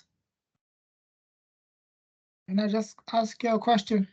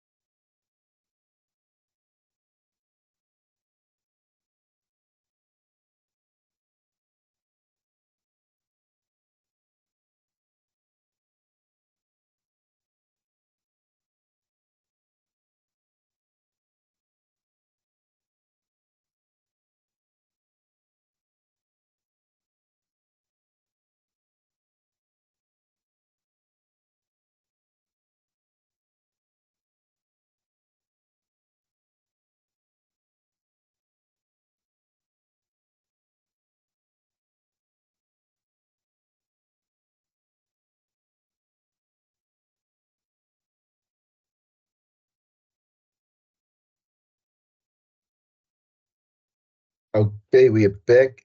September, you may ask your question. Oh, okay. I wanted to ask. Let's say you are in court and you are representing yourself and you don't have a lawyer, and I in my prayers I claim for cost. What cost can I get when No, there's no lawyer? obviously there's like certain costs that you can get. Say, for instance, if you institute civil proceedings against another person, you can most now get costs depending on what type of cost order was granted, be it attorney-client, a party or attorney-client. You can then go to the tariffs, and in the tariffs it will go under the defended part. And I'll tell you now what specific part is that. You'll have like part 2, I think it's part 3, and it will now depend on the scale. So if you issued now maybe to say, for instance, like there's most like scale A, scale B, scale C that you need to work with to say if your claim is between 10 and 50,000, between 50 and 200,000, 200 and 400,000, then you claim according to that scale B, C, or D. That's how you operate it. When it comes to, I think, judgment, let me see. Yes, nowadays they work with scale A, B, and scale B, C, and D. And the scales, I will tell you now what is the scale. So the scale starts from scale A is normally between where the claim is 10,000 to 50,000. Scale B is 50,000 to 200,000, and scale C is then, let me see, scale, sorry, ABC, but it's actually scale B. So it's if you between 10 and 50,000, you charge according to that scale between 50,000, and the maximum amount for a district court, which is 200,000. And if you between 200 and 400,000, then you work it according to the scales, and you'll find it in part 3, where you say defended actions, as amended on 22 July 2022 and it was with effect from 24 August. So you'll have like for instructions, if you're in scale B, it's 850, 875, C 1000, and that's how you would work it out in the scales. September. So that is what you're going to do. Then on the collection commission part, I see under the amendments that they actually took out the amounts that it is increased to 499 Rand on each installment. That's the maximum that you can charge on collection commission. And then currently on non-litigious fee matters, there is no set guideline by the LPC. The LPC must still come into place. The previous guideline was 1,000, and then it was increased to 1,200, but now it's sort of half open. But I normally say, if you want to be safe, stick to the old guideline of 1,200, a maximum of that. So even if a person pays 30,000 Rand as an installment, just stick to the collection commission, and collection commission is only charged once off. So I hope that settles the score on the doubt that there might have been on collection commission. Specific cost orders. Magistrates court, specific court orders. That's just drafting of a bill of costs. Let's move into that vein. Now, a bill of cost, what is a bill of cost? A bill of cost is actually the work that you've done, recorded chronologically by yourself in an itemized fashion. Now, all bills of cost is essentially an account. It's an invoice. It just says taking of instructions. And if I now say, and let's for argument's sake say, the matter is defended, then you'll first go to say, okay, taking instructions, say instructions to sue or defend. So that's your first item on the bill of cost. Then thereafter, you'll now either issue summons or you'll file an appearance to defend.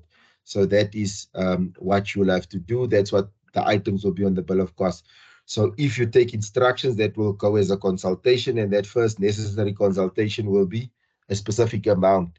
After that, you go to other, and then you either do the summons and particulars of claim or declaration, or you do if your client has been served with summons, then you'll do the appearance to defend, and that's how you will go down, draft a plea or draft the notice in terms of Rule 12, depending on what you're doing. Then there's drawing of documents or bills or whatever the case may be. If it's not provided for in the rules, you go look at Part A, where you have the miscellaneous matters captured in Part A. If it's not there, like the general provision, they will tell you drawing of documents, not pleading shall be allowed at 33 Rand for each in the magistrate's court, for each folio. The High Court tariffs is a little bit higher. But a bill of cost is prepared once a court makes an order for costs in a matter, and the successful party drafts the bill in accordance with the cost order and the applicable tariff. So who calculates the bill of costs, or who does the calculations? Here's your answer. The successful party drafts the bill in accordance with the cost order and the applicable tariff that was given to you. It's of utmost importance that you draft proper bill of costs. Now, how do you prepare a bill of costs? A bill of costs is prepared by perusing the attorney's files in the matter and recording each item, and attendance is permitted in terms of that court rule. So remember, when you have a consultation with counsel and you only received a party cost order and the client was not present when you consulted, you cannot have that consultation on your bill of costs. Each attendance in a bill of costs should be itemized separately for ease of reference and the charge in respect of that. So if I say, okay, I went to go serve documents at September's law firm. So I come and I say, so September, here's the document. I come to serve it. So that serving of the document, there's a fee component to it. But I also use my vehicle to travel to your law firm. So there is also an expense, my petrol, my wear and tear on my car. That goes in as a disbursement. So some attendances might have a fee component as well as a disbursement component, but these two must be kept separately. So fees kept separately from the disbursements. Why? Because disbursements has a VAT component in it. So costs that can be included in bill of costs. If costs on a party-in-party scale, if you get a cost on a party-party scale, only cost which is strictly necessary for the attainment of an outcome that is just and equitable is allowed. Not all attendance are recoverable. And I said to you guys already that when you get party-in-party, you don't get your entire things or your entire fees that you spend now. Value-added tax is recoverable in a bill of costs in both match court and high court, but you can only have VAT on your account if you are a VAT vendor. So if you are registered for VAT, you can charge VAT. If not, you don't need to include your VAT, then should be zero. Now, a bill of costs will generally include allowable costs, like for consultations between legal practitioner and his clients, to take instructions, to prepare for trial, drafting of pleadings and affidavits, drafting of notices. That's more or less what you'll find in a bill of costs. So I will just say to you guys, and I will share it sort of in your chats, what can be in there. But remember, you'll see there's one that I say briefing of counsel, but you can only include that if your cost order makes provision for that. So you need to make sure when you get a cost order that you say it includes briefing of counsel. It's important to remember that the client will generally not recover the actual legal fees incurred in a matter, but only a portion of that. So the type of disbursements that you can have maybe in there, remember the briefing of counsel, that is a fee because you speak to counsel in the presence of client, so that's a fee. But the actual cost, the advocate's account, sheriff's fees, those ones is what we call disbursements. So it's expenses.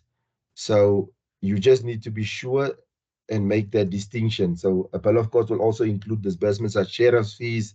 You can have expert witness fees, and that's the type of things that you can have in there. Maybe what else? Petrol or travel expenses. So travel expenses can also be on the bill of costs. So that is some of the things that you might find there in the bill of costs as expenses. Now, who prepares? It's a legal practitioner or sometimes a candidate legal practitioner that prepares the bill of costs, and it's often advisable to instruct a professional cost consultant to prepare a bill of costs on your behalf. The reason for this is that drafting of bill of costs is sort of half a specialized area of the law. So like law of costs can be time consuming, and if you don't know the tariffs and the rules of court properly, you might sort of have leave things out that is supposed to be in a bill of costs. So that is drafting of the bill of costs, why it's important, and you must make sure that you use the necessary experts in actually drafting the bill of costs. Now, in a bill of costs, as junior legal practitioners, drafting bill of costs can be a good exercise to instill appreciation for maintaining tidy and well-organized files. So it's sometimes it's important that the first couple of times you do it by yourself, but after that, if you get the hang of it, because if you draft a bill of costs, you know exactly where to find it in the rules of court, and you can justify why an item is on the bill of costs. But it also instills that discipline that you keep your files in order and everything proper. Now, you draft a bill of costs in order to get your file ready for taxation. Now, what is taxation? Taxation will be a process where you will actually sit in front of a taxing master. Now, if your file is not properly sorted out and kept in chronological order, when the taxing master asks you for certain things, you will not know where to find it on your file. So hence, file administration becomes a important and integral part of your file. So sorting out your file contents and making proper notes as to what transpired on a specific day at a consultation. So make sure that you complete and properly keep your file updated. Make sure you keep correspondence, finance, pleadings, notices, evidence, briefs to counsel, everything in different subfolders. So when you get to the taxing master, you'll be able to do it. But also when you draft your bill of course, that you can actually enter everything chronologically into your bill of course. So sorting of your file then becomes important. So the bill of costs will have then a column that says date, item number, description, fees, disbursements, and you will work out everything. So say taking instructions, you know I'm in scale B because of the monetary value of the claim, and this is what I can ask for taking instructions. This is what I can ask for summons and particulars of claim. This is what I can ask for notice of bar. This is what I can ask for perusal of a document. This is what I can ask for drafting of a letter to client. This is what I can ask for a telephone call. So all these things as they've happened on the file, from the oldest one to the newest one. Oldest one right on top on your bill of cost, newest one right at the foot of your bill of cost. And we draft the bill of cost in order to get what we call here the allocator. The allocator is something that you find at the end. So you'll need to then do it at the end to actually make sure that this is what the total allowable cost is. So here you can say date, item, number, time or description, and then fees and disbursements. I'll try and show you guys an example of how this thing looks at the end of this episode here. So if it applies to disbursements, add it on to a specific item in the disbursement column. Don't mislead the opponent and the taxing master. So VAT is excluded on fees and add on to total fees at the end of the bill. So you just add VAT once. And when you work out VAT, the disbursements must be out of the fees amount. You can't have, because VAT is charged on disbursements already. So if I go to the petrol and I throw 200 worth of petrol, there's already a VAT component with levies and everything included in that amount. So make sure that you take it out. So I will show you guys how you deal with various aspects of these things. So you'll have your different columns, but I'll show an example. Don't worry. In your notes, you see that there is an allocator, that they talk about an allocator, but before we get to an allocator, we need to get to what we call taxation. So you need to deal with taxation. and what it entails. Now, taxation is a legal process followed to evaluate a bill of costs and to make it enforceable. Now, once a bill of costs has been taxed, it has the same effect as a court order. It's enforceable as a court order. So taxation has always been regarded as a important part in the judicial process, the finalization of matters. Now, the rights and obligations of parties when it comes to taxation to a matter are finally determined once a cost order by a court has been made. So, and once the cost order has been made and it has been taxed, then the rights and obligations there, it's now finalized. The only person who can appear before a taxing master in the High Court is accordingly persons who are permitted to practice in these courts. In other words, a candidate attorney may not appear at taxation, although I hear around Johannesburg you get candidate attorneys that appears at taxations, which I think is a no-no. So make sure that you have the right of appearance for a specific court before you can appear in certain aspects or at certain places. Attorneys together with the taxing master at the taxation will go through the bill of costs, which with each party making submissions to the taxing master regarding items in dispute. Now, the taxing master can call for any supporting documents so that the attorney needs to have the office file at the taxation. And why? Because the taxing master will ask you to say, okay, I see you've had a consultation for 3 hours with an advocate. Can I see the consultation notes? Then they will look and say, okay, but this doesn't look like 3 hours worth of consultation. It looks like 30 minutes, and they might partially allow the amount, but not the entire amount. But that's why I said keep proper records, keep your file up to date, make sure everything is in your file. The taxing master will then exercise their discretion by either allowing items in the bill of costs or by deleting them. So taxing off of these costs, it might be in whole or a part thereof. Now, the procedure is not as formal as a hearing in open court, but it's still at the court, so still there's some decorum in that place, and you need to treat court officials with respect. And if you misbehave, the matter can be referred to a judge in chambers. Now, once the taxation is complete, the taxing master will complete and sign the summary of the bill called the allocator, the bill or the allowable cost called the allocator, allocator, allocator, however you want to pronounce it, it's up to you. Okay. So once that is happened, now in the magistrate's court, taxation happens also similar, but it's Rule 33 that you have to read. Rule 33 of the Match Court Act specifies how a taxation goes down, and it will set out certain things that you need to take cognizance of when dealing with taxation. So in the magistrate's court, you need to also check at all times that you do the right things. So read Rule 33 that you can see you understand the procedure, because I think as candidate attorneys, most of your taxations for now will most probably be in the magistrate's court. Not that I'm saying you are incapable of going to the High Court, but you're not allowed to go to the High Court at this point in time.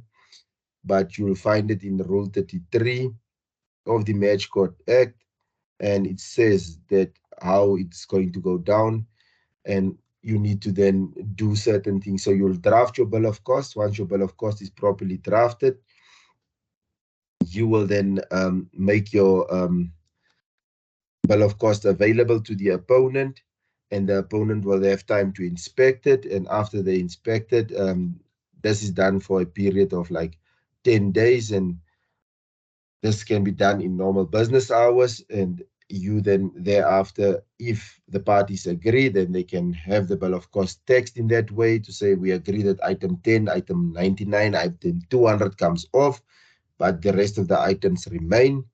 And then you can just go to the taxing master and make it an order of court. But if there's a dispute and the parties can't reach consensus, then the matter is enrolled with the taxing master for a hearing, and then you will set the matter down. So between 16 December and 15 January, you cannot set matters down for taxation. So where cost or expenses are awarded to any of the parties in a judgment by default or by agreement or whatever the case may be, then the parties can then approach now.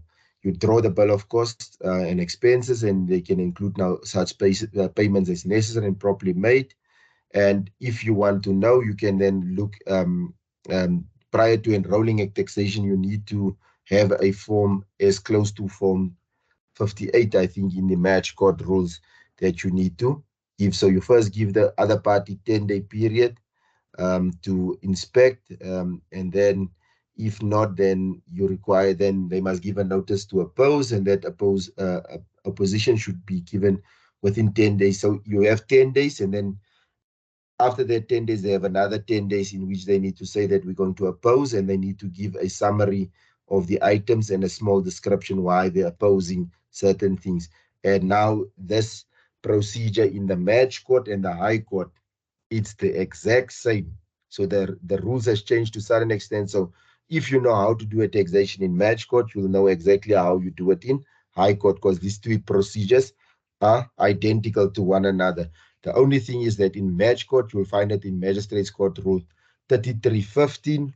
In High Court, you'll look at Uniform Rule 70 Sub Rule 4 that will set out the days, but in High Court, you'll have 10 days to inspect, and then in certain divisions, you can only ask for the matter to be enrolled after 20 days. But normally they will say 10 days to inspect and another 10 days to give a notice to oppose or not. And if not, then you are done. But in some divisions, they will give you a 20 days period in which you need to say that I'm going to oppose it. But you need to then check the practice directives of the court that you will be acting in, if it's in a high court. And then from there, you will now set the matter down, but you only set it down if the parties is not in a agreement. So this rule 15, it's now also is now up to 10 days. So it's no longer 5 days, so it's 10 days that you have to deal with. So the High Court, so here's the 20 days that you work with, but that's only in some divisions. So some other divisions, they still work with the 10 days. So just remember that. So obviously, then once your matter gets set down and you go to taxation in the High Court, if 20% of the items or 20% of the total fee, which includes disbursements included, I won't say 20% total fee, I must actually say 20% of the total costs. I must say 20% of the total costs. Disbursements included text off, then you get no attendance fee. But remember, this is the taxing master can include sort of have exercise their discretion. So in the magistrates court, the penalty clause is drawing an attendance fee. So if more than 1/4, like a quarter or 25% of the fees, only the fees component. Remember, I said date, item, description, fees, disbursement. If only from the fees component, say if you have on your bill of cost 20,000 rand for fees and 6,000 rand is taxed off, then you will not get attendance fee. So just remember that. Then you will not get attendance fee. So you will not be allowed to get an attendance fee if 50% of the fee is drawn off. So the allocator is contained at the foot of a bill, and this is normally the final total of the bill of costs. So that is where you find what they call the allocator, allocator. And the allocator or allocator is calculated. The amounts taxed off by the taxing master are deducted from the fees and the disbursements to obtain subtotals.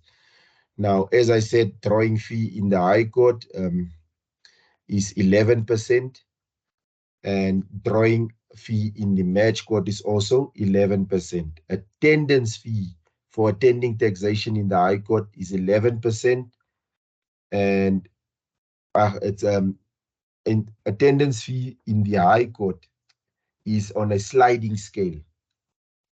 but while in match court it's 11%. So the drawing fee for both courts is 11%. Then the attendance fee for match court is 11%. But in high court, you have got a sliding scale. So how it works in the high court is that you are allowed 11% on the first 10,000, and then 6% on the second 10,000, and then 3% on the balance of the remainder of the balance, 3% on the remainder of the balance. So I hope everybody follows that argument or that reasoning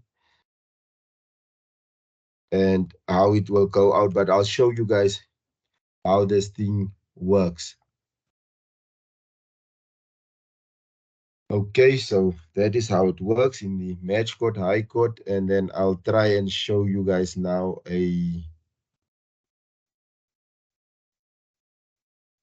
well, let me first deal with the notes.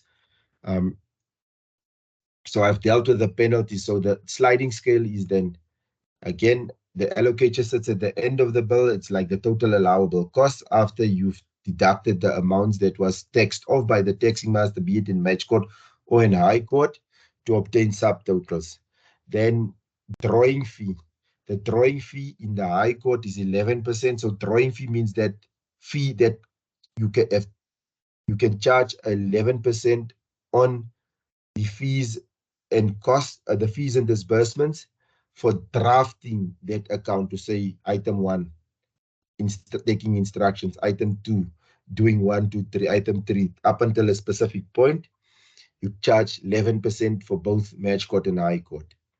Then in match court, your attendance fee is 11%. So the attendance fee at the bottom, you said, okay, this is the fees after the drawing fee has been added. This is then 11% of all fees and disbursements together, plus the drawing fee amount that allows me the attendance fee. In high court, it's like you say, okay, 11% on the first 10,000, 6% on the second 10,000. So that first two amounts in high court will always be 1,100 and 660. And thereafter, 3% on the remainder of the balance. Then you add VAT. After you've added these amounts, then you take out the disbursements amounts, you add VAT onto that amount, and then you add the disbursement amount again, and then you get your allocator, your total allowable costs and fees for your allowable legal costs. So value-added tax is added to the attorney's fees plus drawing fee plus attendance fee. So value-added tax is added to attorney's fees, drawing fees, and attendance fees. VAT is not added to disbursement in subtotals, as disbursements already include VAT if a third party is a VAT vendor. The subtotal for fees, including VAT, and the subtotal for disbursements are added together to form the total allowable costs. Now, in the High Court, attendance and drawing fees are generally not recoverable if more than 20% of the fees and disbursements were taxed off. This is at the taxing master's discretion. So they might tax off 20%, but still give you more than 20%, but still give you the attendance fee. If more than 25% of the fees is taxed off the bill in the magistrate's court, the cost for attending taxation will not be allowed. But again, discretion of the taxing master. Now, can a bill of costs be agreed upon without taxation? Yes, obvious. It's not uncommon for attorneys to agree between themselves on the amount to be recovered in terms of a bill of costs. It's of utmost importance to note that any agreement in such instances must always be under your client's instruction. So if you're going to agree with the opponent on costs, you need to take instructions from your client. So you need to be mandated by your client. You can't do your own thing. That comes down to unprofessional conduct and contrary to your client's instructions. You'll need to explain to your client the pros and cons of agreeing on the bill. So sometimes it's a give and take situation. So you must just say, maybe if they go on taxation, this is the additional cost. And for us to just agree on this, we might be saving another 7 or 8,000 rand. So it's better to go this way. So you need to explain to the client those things. The main benefits of agreeing on bill of costs without having to bill of costs is that you don't need to go spend time arguing at a taxation, which can take another 4 hours that you can charge your client for.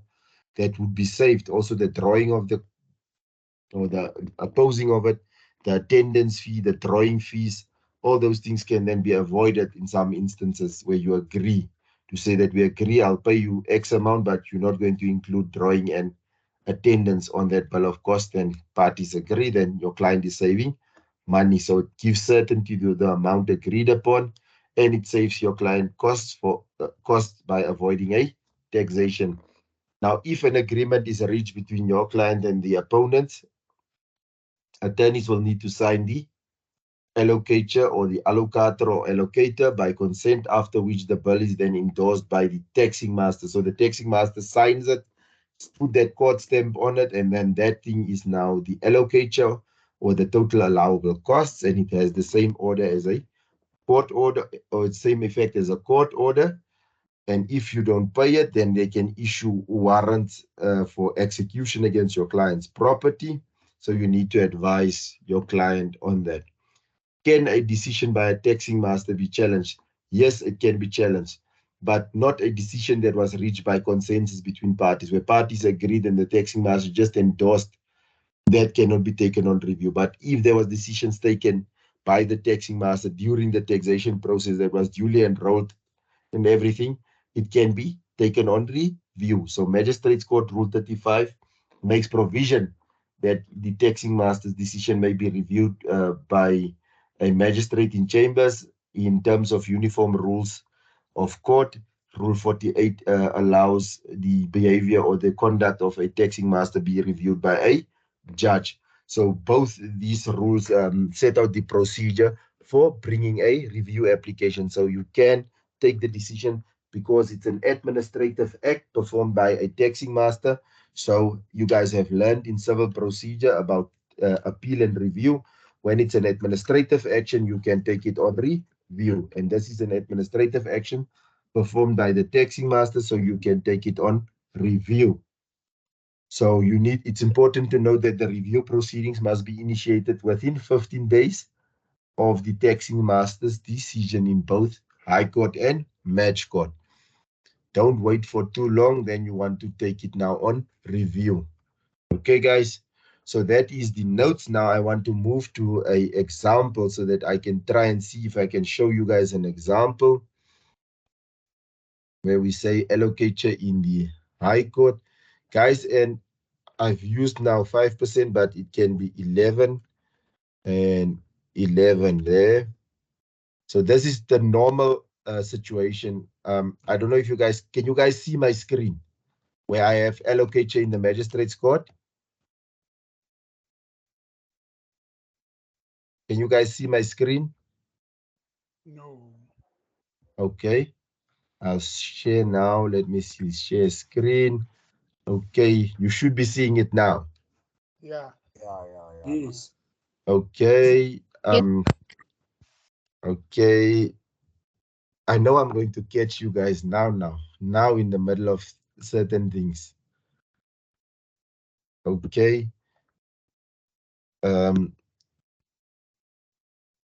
I'm just taking out amounts now, but it's not.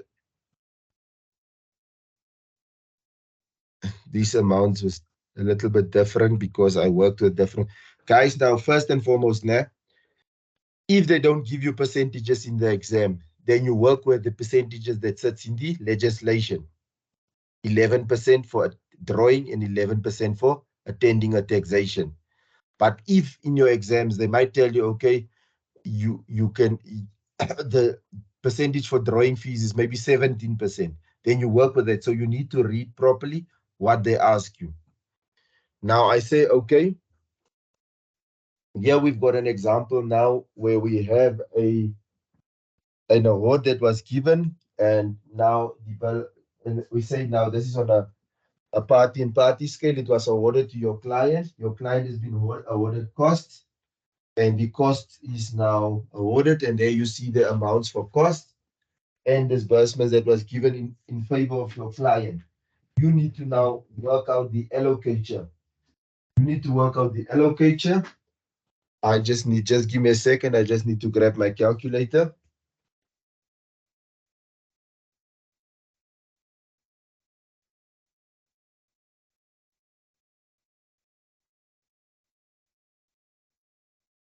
Okay, I have it.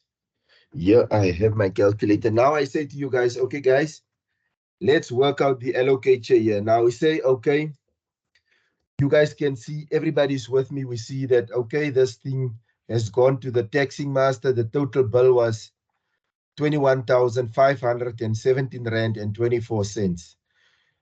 On the fees, 4,400 Rand was taxed off. We had disbursements, and the taxing master took nothing of the disbursement. So we say, okay, the subtotals for us here. So we say 21,517.24 minus 4,400 Rand. And we end up on 17, what is that? 17,117. So we say 17,117.24. Are everybody with me? Do we agree that that's the amount? Yes, sir. Okay, now I say to you guys, okay, I'm not going to work out. I say the drawing fee is, you add drawing fee at 11%. I say work out the drawing fee for me. Work out the drawing fee for me. What is the drawing fee now? Remember drawing fee? What is the drawing fee?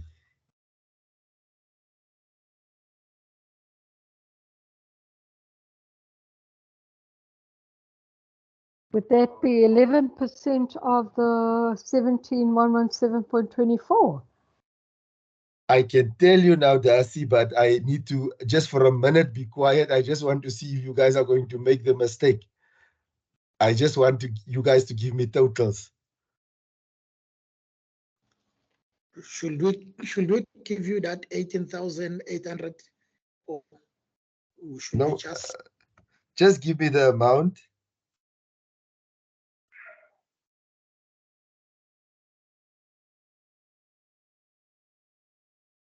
We're not taking 11% of 17117, which came to 1.882.87. I want you guys to give me the total to say, okay, on what the do I amount work for, the drawing fee? the amount for drawing fees 88289. What do you have? Just give me what you have. I just need to hear what you have there. I just heard somebody said 289. 1,000? Somebody said 2,000 now. 1882.9. No, 1,882.90 cents.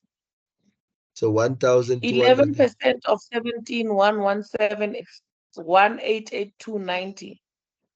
But if you add that together, you add the drawing fee, you get 19. You're not adding the. Okay. But what are you adding? You're not adding the 1858. You're only going to add the 1850 to the subtotal after you've calculated your drawing fee. Who's getting 2,086 and 40 cents?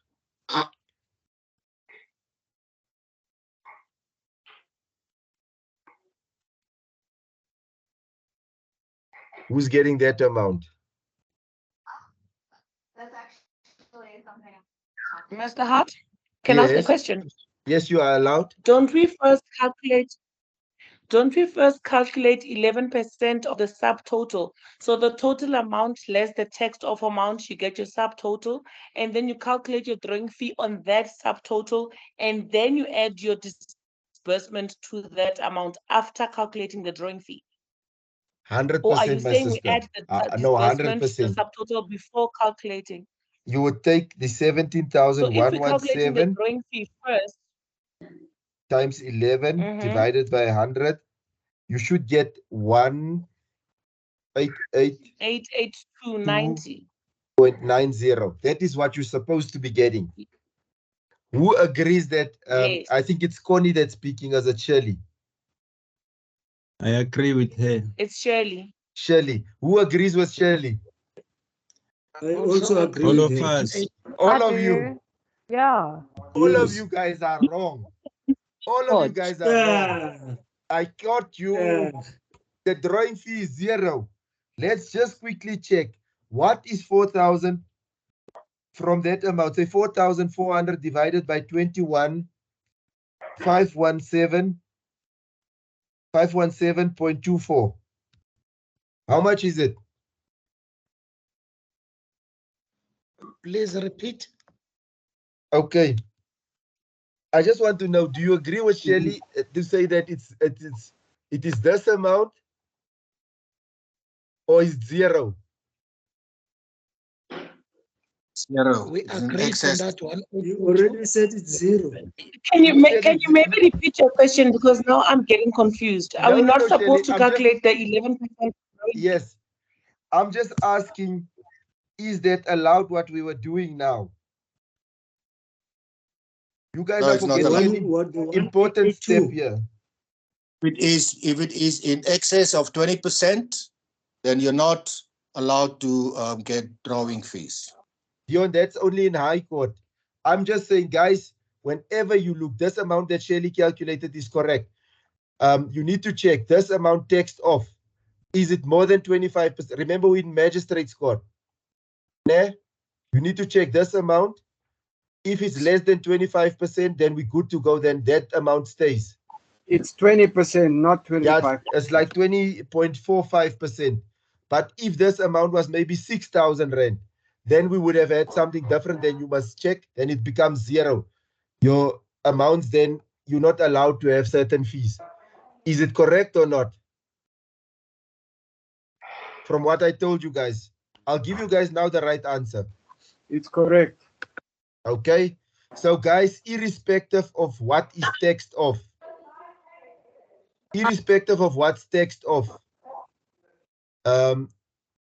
your drawing fee will remain the same. So you'll just work out your drawing fee on that amount. So we'll get it. We say, then we work out the subtotal. We say 17,117.24 plus 188.2.90. We get then 19,000 and 14 cents. That's our amount. We add the disbursements. We say plus 150. So we have plus 19,000.14. We have this amount here of 20,850 and 14 cents. So we good to there. Our problem is here. This is where we will come and see if the 20%, the 25% mark. So in match court, we look at it, 25% barrier there. We check, is 25% text off or not? So in match court, remember that 25%. So here's when 25% is text off, you don't get taxation. But oh no, 25 has not been text off. We're only at 20.45 that has been text off. So we say times another 11 divide by 100, we get our amount. So we say that 20 times 11 divided by 100, and we see then the attendance fee that we can get is 2,293.52 cents. Is everybody with me there? Yes. Okay. Sorry, sir, I'm lost from that 850 where you made it 20,850. I'm lost from there. So you say 19,014 cents plus the 1,850, and that is where you get the 20,850 and 14 cents. And then you say, you add 11% on top of that. That 11% is 2,293 Rand and 52 cents. So you say plus the 20,850.14, you get an amount of 23,143 Rand and 66 cents. But we want to work out tax now. You are a VAT vendor. So we need to take out the disbursement. So we say 23,143 Rand and 66 cents minus 1850. So our subtotal that we get is 21,293.66. That is what it is. And here again, what you guys need to take cognizance of, if they ask you a question, look at if they give you a VAT rate. If they give you a VAT rate, you use that VAT rate. If not, you use the applicable VAT rate in South Africa, which has now changed from 14 to 15%. So then you say this 21,293 Rand and 66 cents times 15 divided by 100. So we know the amount of VAT that you can include on this total is 3,194 and 5 cents. Is everybody with me on this? But is that correct? Because your attending taxation fee is on a sliding scale. No, but 11%. that's in the High Court, Dion. So on the High Court, we are on a sliding scale. In Match Court, we are on a 11%. Yes. And we'll get to a High Court example now. I'll jump from this one, and then we'll go to a High Court one now for you. Okay, no problem. Thank you. Can I ask you something, just to be stupid? Why did you add the disbursements at the end? You know, not Remember, in the beginning. look here, Darcy, if I go a little bit up now, after I've worked out my attendant of taxation fees, then I take out the disbursements here because disbursements already has VAT on it. So I need to now work out the VAT that I need to pay over to SARS. So I need to take the disbursements amount out first because it contains VAT already. That's how disbursements work. So if you go to the shop, you buy a loaf of bread, on that price of the bread, there's already disbursements in. So I cannot have tax on tax. So that's why I take out the disbursements amount there. Then I land on 21,293 and 66 cents.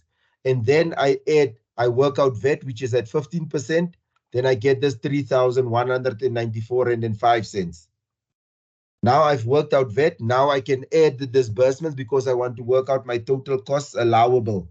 So then I say the 21,293 Rand and 66 cents plus the 3,194 Rand and 5 cents plus the disbursements, and I get my total allowable costs.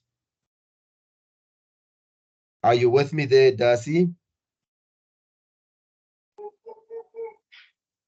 Darcy, are you with me? Did you follow that explanation?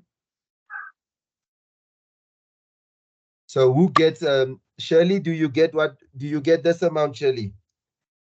Did you get this amount, Shirley? Please Yes, tell sir. me. Did you get that Yep. amount as your total allowable costs?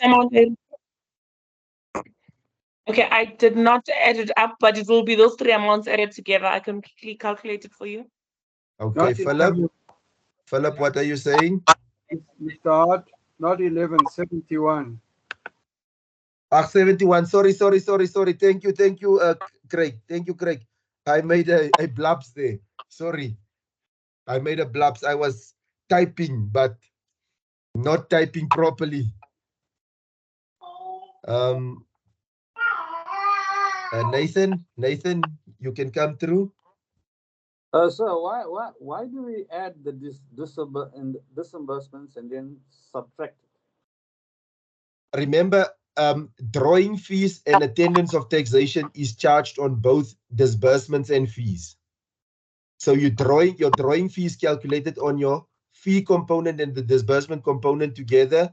Your attending of taxation is also charged on the drawing fee as well as the as on the fees disbursements, which include your drawing fee. But because disbursements has a tax component already in it, that's why at some stage we take it out so that we can calculate what is the VAT, and then we bring it back to say, okay, now here the amount is back without double taxing, because you don't want to include VAT on VAT, because in that disbursement amount, there's already amount for VAT captured for specific items at the same 15% that we are working out here. Okay, okay. It's just for the purposes of the taxation and that extra bit. Yeah. Okay, thank you. So then the total allowable cost that it will be endorsed at the bottom, it will then be this amount here. That we have this amount there, that the taxing master will then put their stamp here at the bottom, sign it, and that will be our allocator or allocator, whatever you want to call it. Then I say, let's go to a high court example. You guys can see my screen there. So sorry, before we go to the High Court on the previous one, okay. On the drawing, initially you said the drawing fee issue it was 0 when it was said it's 188,290. So no, I just messed with you there for a minute, Katu. Is it Katu speaking? Yes. No, I just wanted you guys to think about this 25%. Because remember I said to you guys when I was doing the lecture, think about the 25%. You always have to check whatever is taxed off, this amount that's taxed off in match court on the fees, it should not exceed 25%. So I wanted you guys to actually work out to see if you are 100% sure. That's why I said 0. But this is actually the right amount there.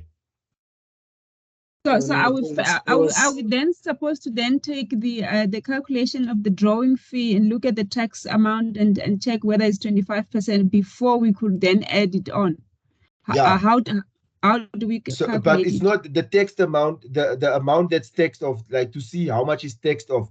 That will affect this amount. Are you allowed to ask the amount for taxation? I just wanted you guys to check already right on top before you go through this calculation. Whenever you get an amount, to check the amount that is taxed off. Does it equal or is it less? Because if it's 25% or less, you are allowed the attendance fee that sits there.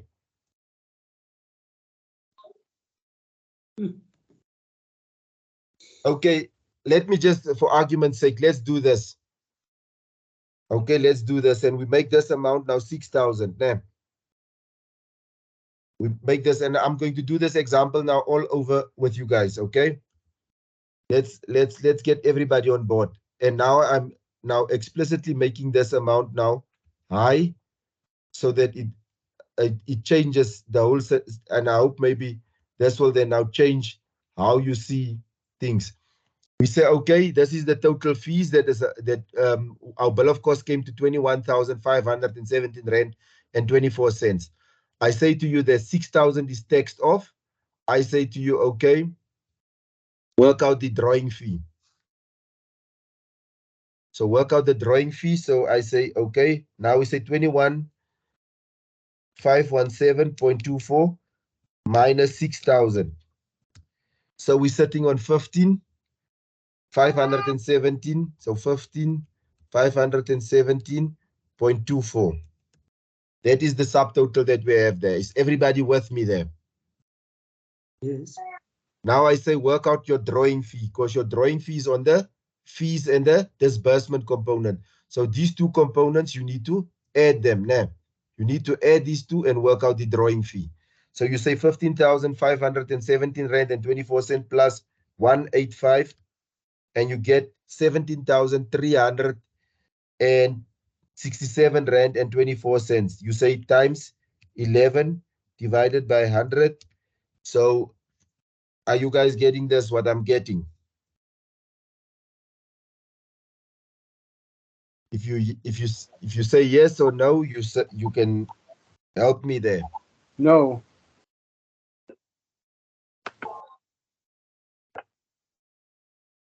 What are you getting? That's beautiful. 0. Yes, I'm getting the same. I'm getting the same as well. Okay, so now you add this amount plus that amount, and you get a subtotal here. What do you get?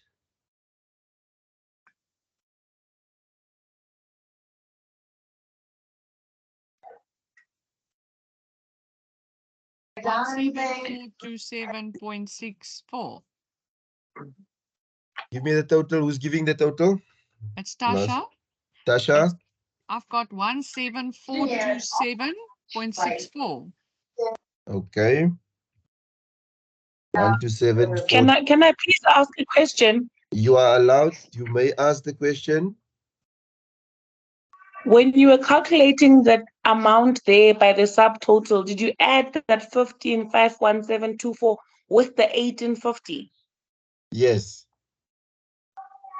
And then now you're going to add the 1850 again. So why are you going to add the disbursement twice? No, when I worked out this total here, I just added these two totals to just work out my drawing fee. I did not include it in that amount. I still left it open. So I just worked out my drawing fee.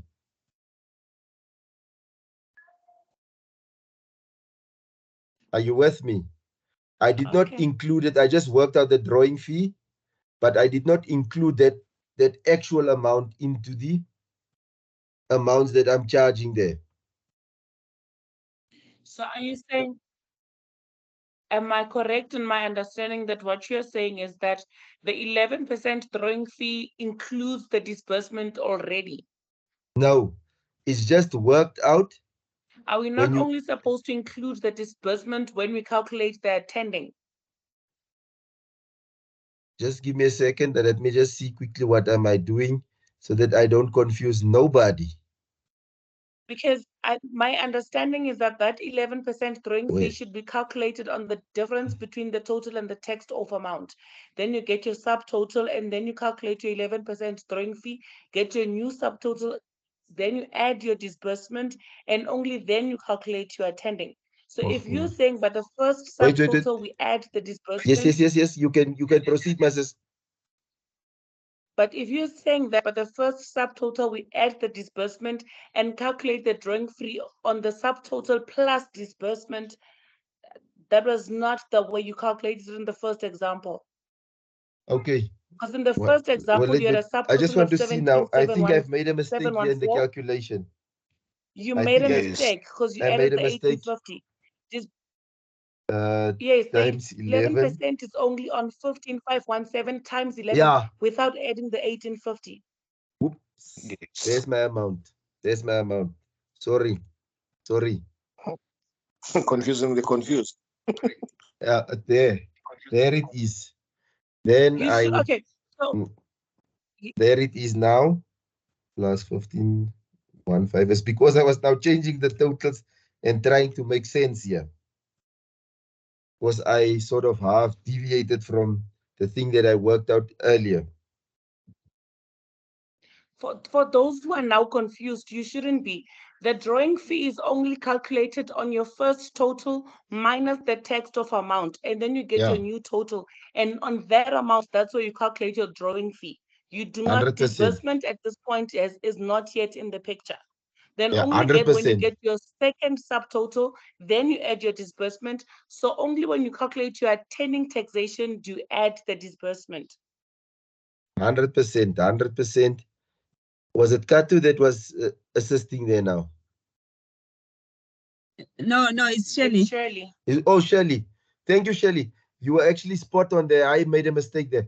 So, guys, here's it. There's the amount that we had. This is our disbursements. We said 6,000 is text off. There we have a fee amount. We work out on the fee amount that we have here. Then we work out our drawing fee. That is 1706.90. So it's only you just use this.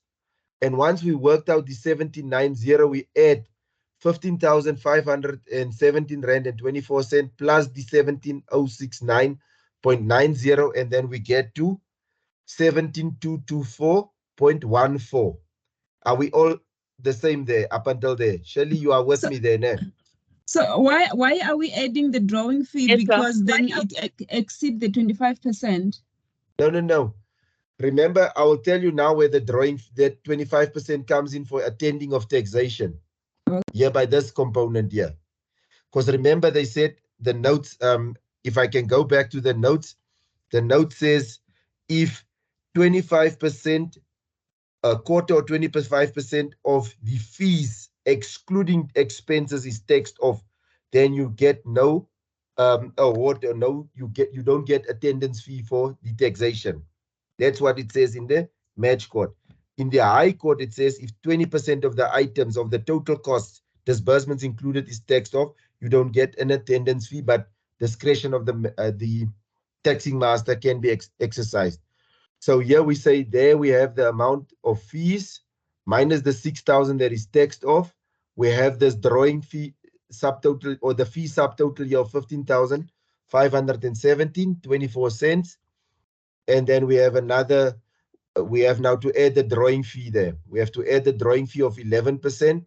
So we say 11% of 15,517 rand and 24 cent is 706.90. That's 1,706 rand and 90 cents. That is the drawing fee, 11%. So then we add the drawing fee plus the total fee less the amount taxed off, which is this 15,000. So then we get to 17,224 rand and 14 cents. Now we take the disbursements and we add it. We add the disbursements to the total so that we get our new subtotal.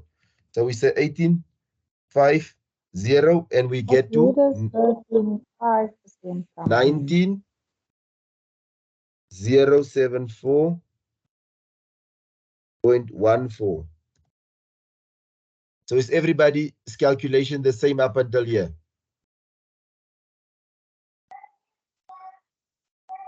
Everybody's still the same on the calculation up until here? Mine, yes. Katu says yes. Nathan, are you with me? Yes. Yes, it's the same. I see Tasha says yes. Yes, Nathan. You good? Yeah, good. But there? Okay. So now here is where, here by the attendance of taxation. This is where this thing, sorry to interrupt you.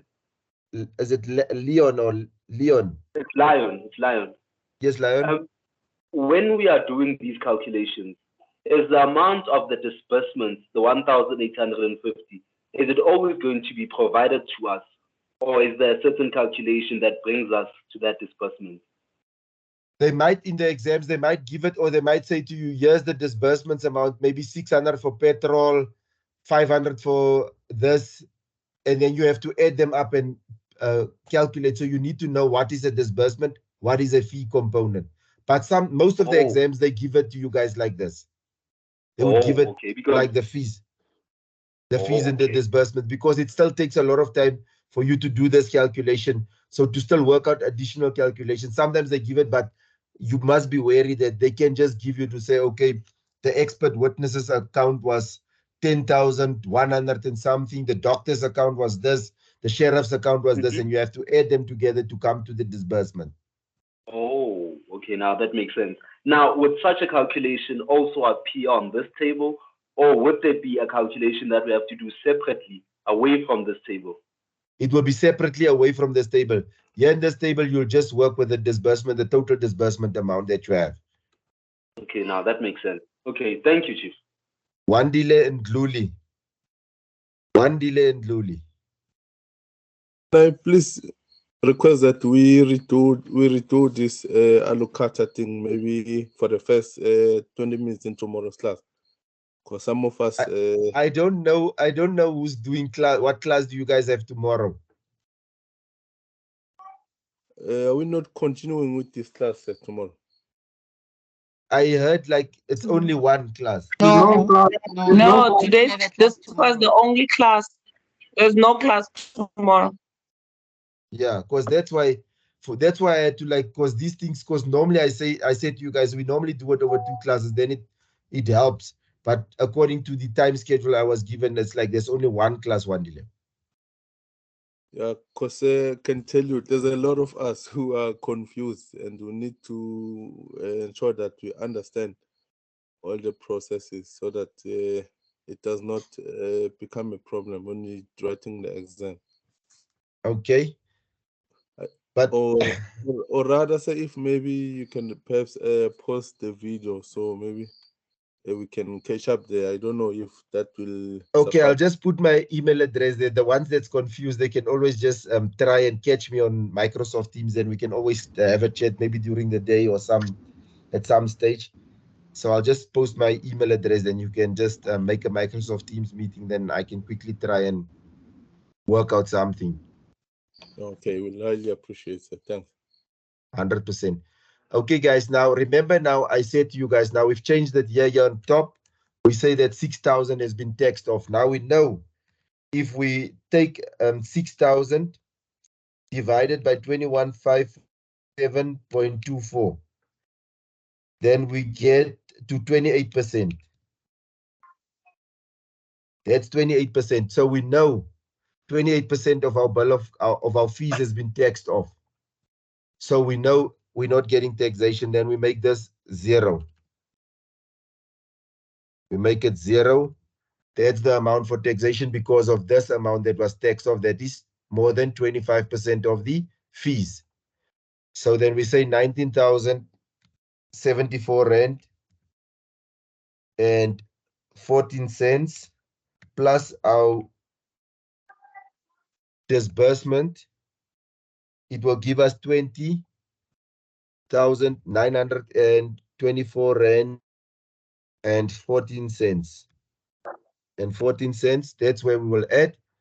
Because now there is VAT, we need to take out we've subtracted it. We have Sorry, are we not supposed to subtract there? Sorry, I made a mistake. Adding. I was already looking at the lower amount there.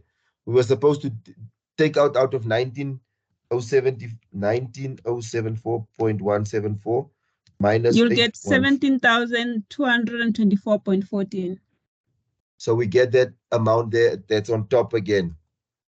So we get our subtotal there. We say that amount, and we then say multiplied by 15, divide by 100, and we get 2,583 rand and 62 cents. Is everybody getting the same VAT amount? Shirley, are you getting that? Tasha, are you getting that amount? Katu? Yes. Lion, I see Godfrey. Lion, Yes. what is the question? Or is it the old end, Lion? I think it's the old end. Yeah, like the reason, Mr. Elton, the reason why I was asking about the disbursements is that I see on the second line, you have a subtotal 15517.24. Then on the right, it shows the 1850 again. Now, I'm trying to understand what informs us to write the 1850 twice, because you already have it on the total once. And then on the subtotal, what informs that number there? Is it informed by a certain calculation? Why do we have it twice? Remember, Get that part. what if I say, Lion, what if I say maybe 200 was taxed off of the disbursements? Then you have to work it out. You see there, then it means that now it becomes 1,650. So then you have to work it out. But that's why I just, because I put in the 0 there to say, okay, nothing was taxed off, so that disbursement amount remains the same. Oh, because I'm just following the logic of the instructions. When it says add fee 11%, subtotal, add disbursement, subtract this. But at that one, I don't see the actual instructions, so I was confused with it. Okay, now I see it. Thanks. Okay, 100%.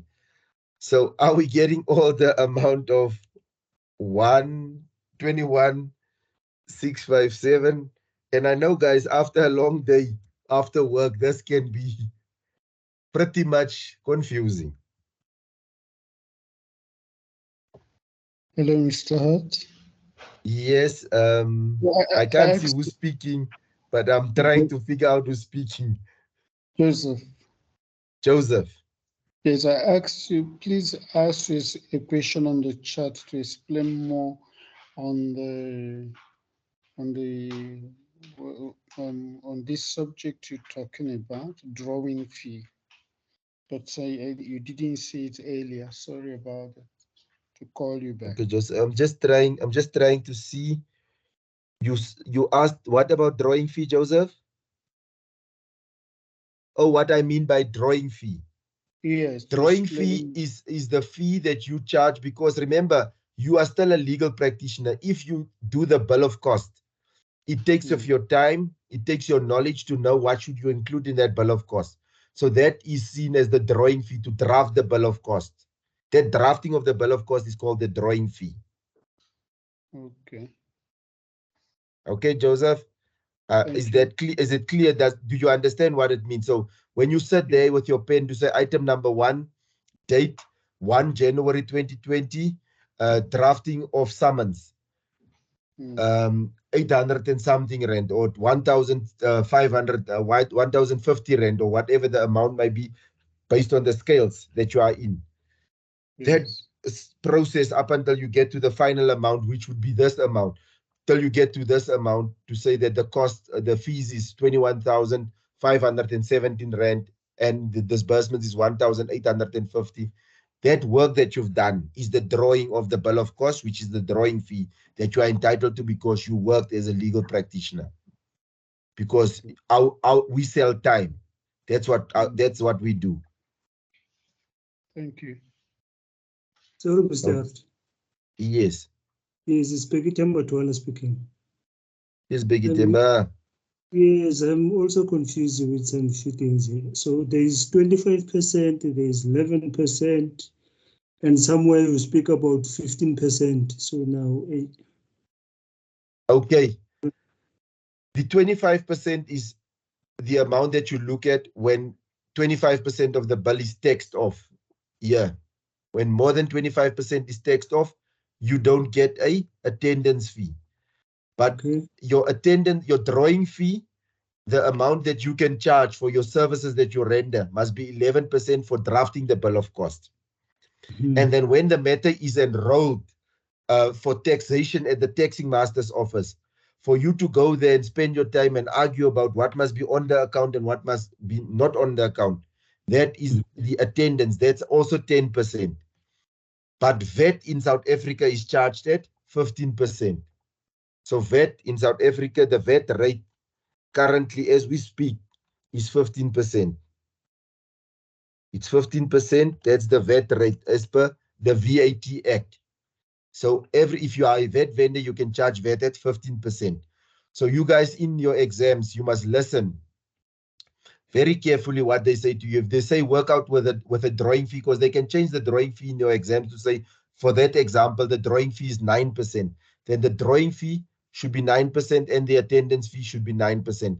But you still need to look at was 25% of the fees taxed off. And you need to check also what is the VAT rate that they say. Maybe we say we stay in Kavuki land. In Kavuki land, tax is charged at 2%. Then instead of having 15%, you have 2% for VAT. So that is the variables they can throw in here to just make you, because this is now a standard example I'm using as per the legislation that is currently in our country. But they can change some of these things and make it different. So they can make here, instead of having 11%, they can say 5% for drawing. 5% for drawing. They can say that 5% for drawing. They can make drawing 5%. Attending taxation, they can make it 5%.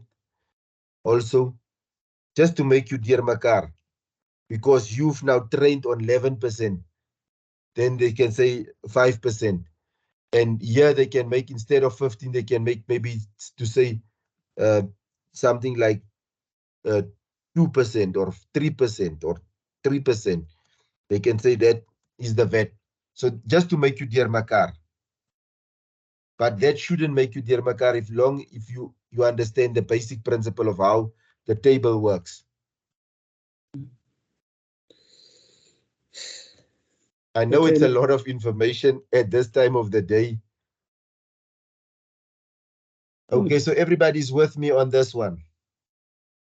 Or not everybody, there is some. So I will just type in. So if you want to speak to me on Microsoft Teams at some stage, you can just do this. make a Microsoft Teams meeting, then you can just speak to me. I just want to show you guys quickly on the High Court example. Okay, here's the High Court example there, and I've worked it out already.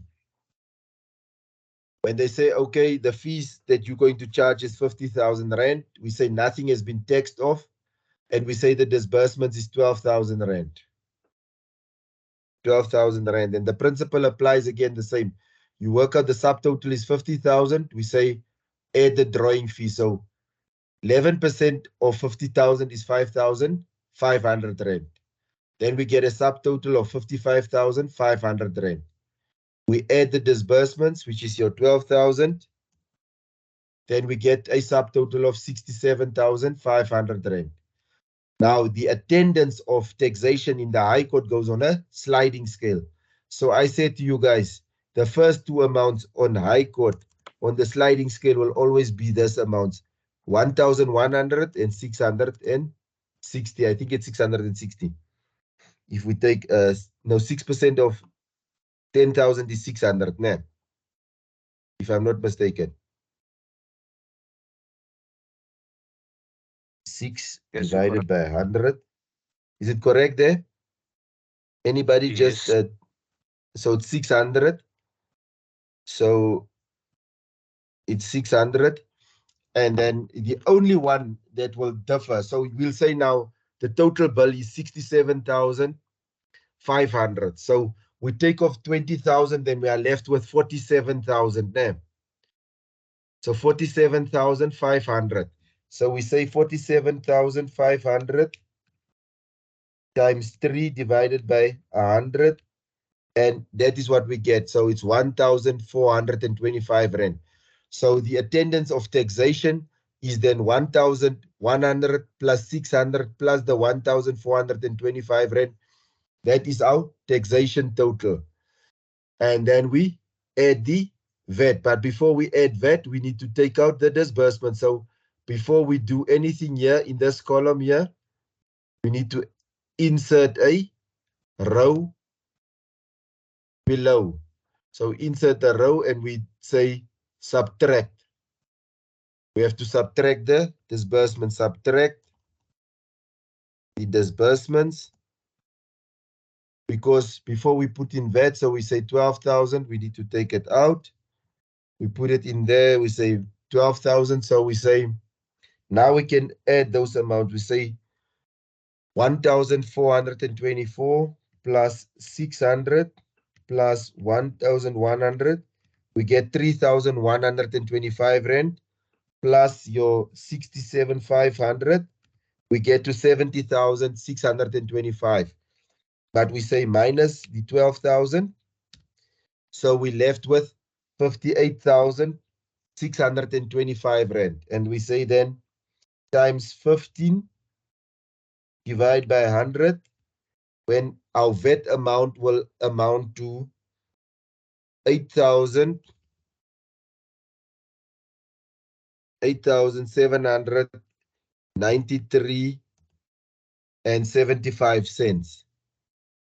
That is that amount. So we then say add the disbursements again. So we say plus 12,000 and plus the 56 amount, and then we should be getting an amount now. I must just quickly, let me just quickly insert a row. I just need to insert a row. No, I don't want that. We have the 12 when I say I want to insert a, now why is it not doing? Insert a row below, and we say add disbursements, which is 12,000. So 12,000. And then we should get a different total here. So we say we can start off with that 67,500 plus 1,100 plus 600 plus 1,425. We get to amount of 70,625. We say minus 12,000. we get to 58,625 plus our VAT total, which is 8793.75 plus our 12,000. Then we get to 79,418.75. Is everybody with me on that one? Everybody with me? Shirley? Yes, Nathan? When you get to the subtotal 67,500, right? Yeah. And the taxation 11% on the first 10,000, you got that and you got that figure. The 3% on the remainder of the bill will be 67,500 minus 1100 minus 600. No. Remember now here, attending taxation 11% on the first 10,000, attending taxation 6% on the second 10,000. So you'll say 20,000 deducted from the 67,500. So you are left with 47,500. So the remainder of the bill that is left. So you'll say taxation 3% on the remainder of the bill, which in this instance is this amount 47,500 in this instance. So you'll say that is in this instance. So you need to remember that. After you take out the 20,000, because that's the first 20,000. The first 10 and the second 10, it's 20,000. Then you are left with 47, because it says 3% on the remainder of the bill. In this instance, it's 47,500. Then you get this total. Okay, thank you. 100%. Then you should be able to get to that amount. Shirley, you are quiet. Katu, you are quiet. Tasha, you're quiet. Darcy, you are very quiet. Is it you guys are getting the right answer? Sir? Yes, I can't see who's speaking, but I will try and figure out. On the follow-up on Prince. the yes. On the 20,000 to calculate 17% as in total, or you split the first 10 and the second 10? You split it the first 10 and the second 10. You say you take 10,000, you say 11% of 10,000 gives you 1,100. You say 6% of 10,000 gives you 600. You split it. You don't work 17% together. Otherwise, your totals will be wrong. All right. No, I understand. Thank you. 100%, Prince. Sorry, Mr. Earth. Yes. Why are we subtracting 12,000 and yet you are still going to add it again? Because remember here, we're working out VAT here. We want to work out VAT and disbursements. As I said, disbursements always has a VAT component already in it. Because disbursements might be sheriff's fees. Remember, the sheriff charge you VAT when they render an account. When you go put in petrol, the garage charge you VAT. When you receive a report from an expert, he's a VAT vendor, he's charging you VAT. So VAT is already included in the disbursements. That's why you subtract it so that you don't want to charge VAT on VAT. Okay. No, Okay, thanks. Beggy. Thanks. Okay. Meneer Hart. Yes, sir. Hello, hi. Leon. Or it's Joey? No, Joey or it's Leon? Lion again. Oh, Lion. It's Lion again. May I bother you? Do you mind doing what you did the first time, doing this calculation with different amounts? This one? Yebo. Okay. Let's quickly try and see. Let me try and do this for you. I'll try and make magic this way around. Insert a column to the right. Okay, let's say for argument's sake, and we say the disbursements, I'm going to just paste the disbursements. Okay, I'm going to leave the disbursements there, né? And you guys have it. And Lion, give me an amount that we can work with here. 7,000. 7,000 will be little. Remember, you're in High Court. 18,000. Hey, you don't like to charge, nah? I can see. You are afraid to charge your client. Make it It's like, 20,000. what is this? Like, that's too much that I'm charging there. It's like 12 million is too much. It's like, okay, let's say 120,000, and we say nothing is taxed off. Then we remain with 120 there, nah? And I'm just trying to make it as easy as possible. We remain with 100. Ish, man, ish, Mara. Why is this thing coming here with shenanigans? Now I'm trying to make it smaller, but now why is it? Let me first see. I just want to. I'll help you guys now. I just want to move the columns a little bit to this side, and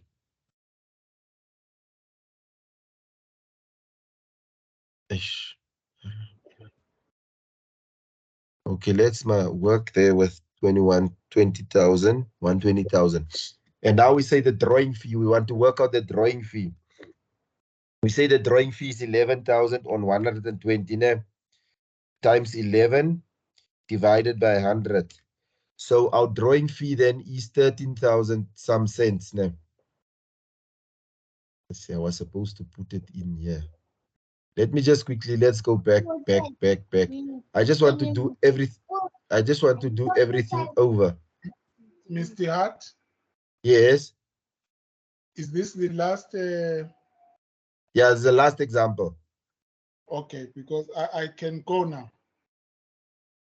Yeah, if you don't want to check what we're doing now, you can. If you are comfortable with that example that I gave, then you should be fine. So 12,000, I leave that side. Now I say, Lion, I'm gonna do this now. Say 120. There is the account so that it's next to each other so that you can see it. Okay. Okay. I'm saying we're working with the same amount of 12,000 as a figure here for disbursements.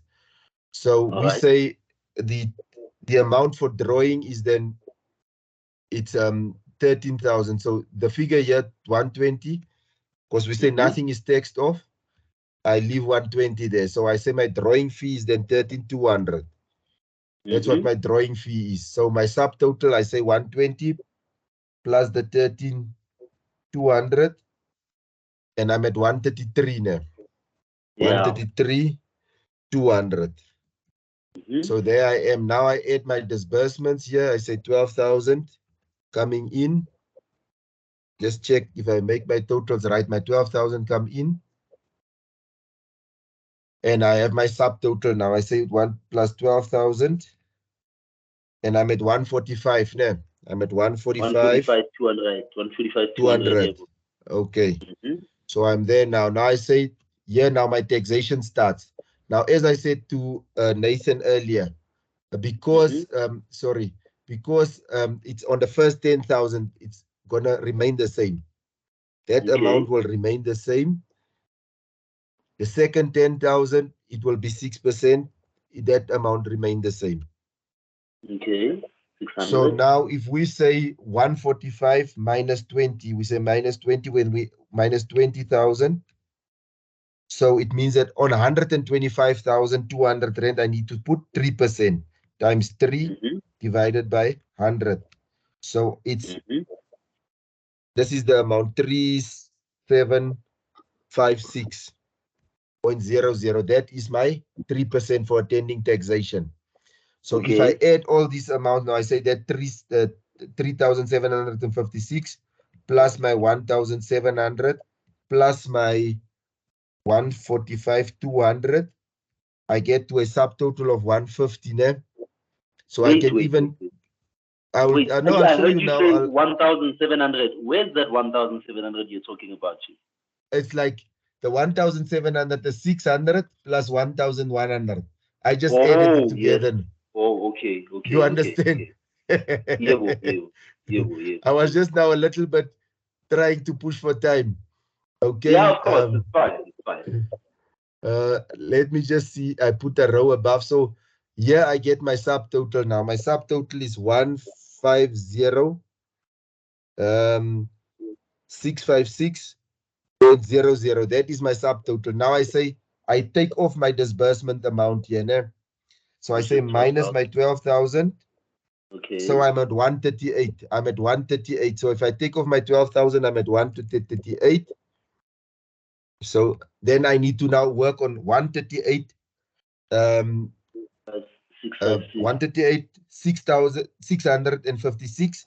I need to work out 15%. I need to say 15%. So I say times 15 divided by 100 gives me 20,798 and 40.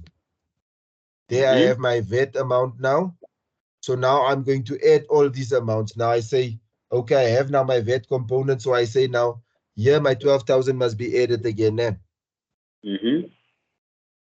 So if I say, okay, this is now my amount, I said, okay, that is my amounts there.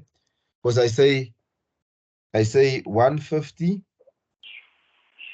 656 minus 12 gives me most an amount of 13856. And I say plus 2798.40 gives me an amount of 159 plus my 12,000 gives me 171. 171,454 0.40. That is how it will look. Okay. That's how it will look there. I see I understand. Joey and Marcus. Joey and Marcus, you can shoot with the questions. Thank you. I'm just want to suggest that why don't we make the figures that we're subtracting, we either put as a form of identifications, we put a minus sign or we put them in brackets. So we can do that. That is just it's just an easy way for you to do it. Yes. You can do that, Joey. There's nothing. That's actually a good suggestion. Thank you so much. That's actually a good suggestion. Marcus, Leslin. Thank you, sir. Leslin, Marcus.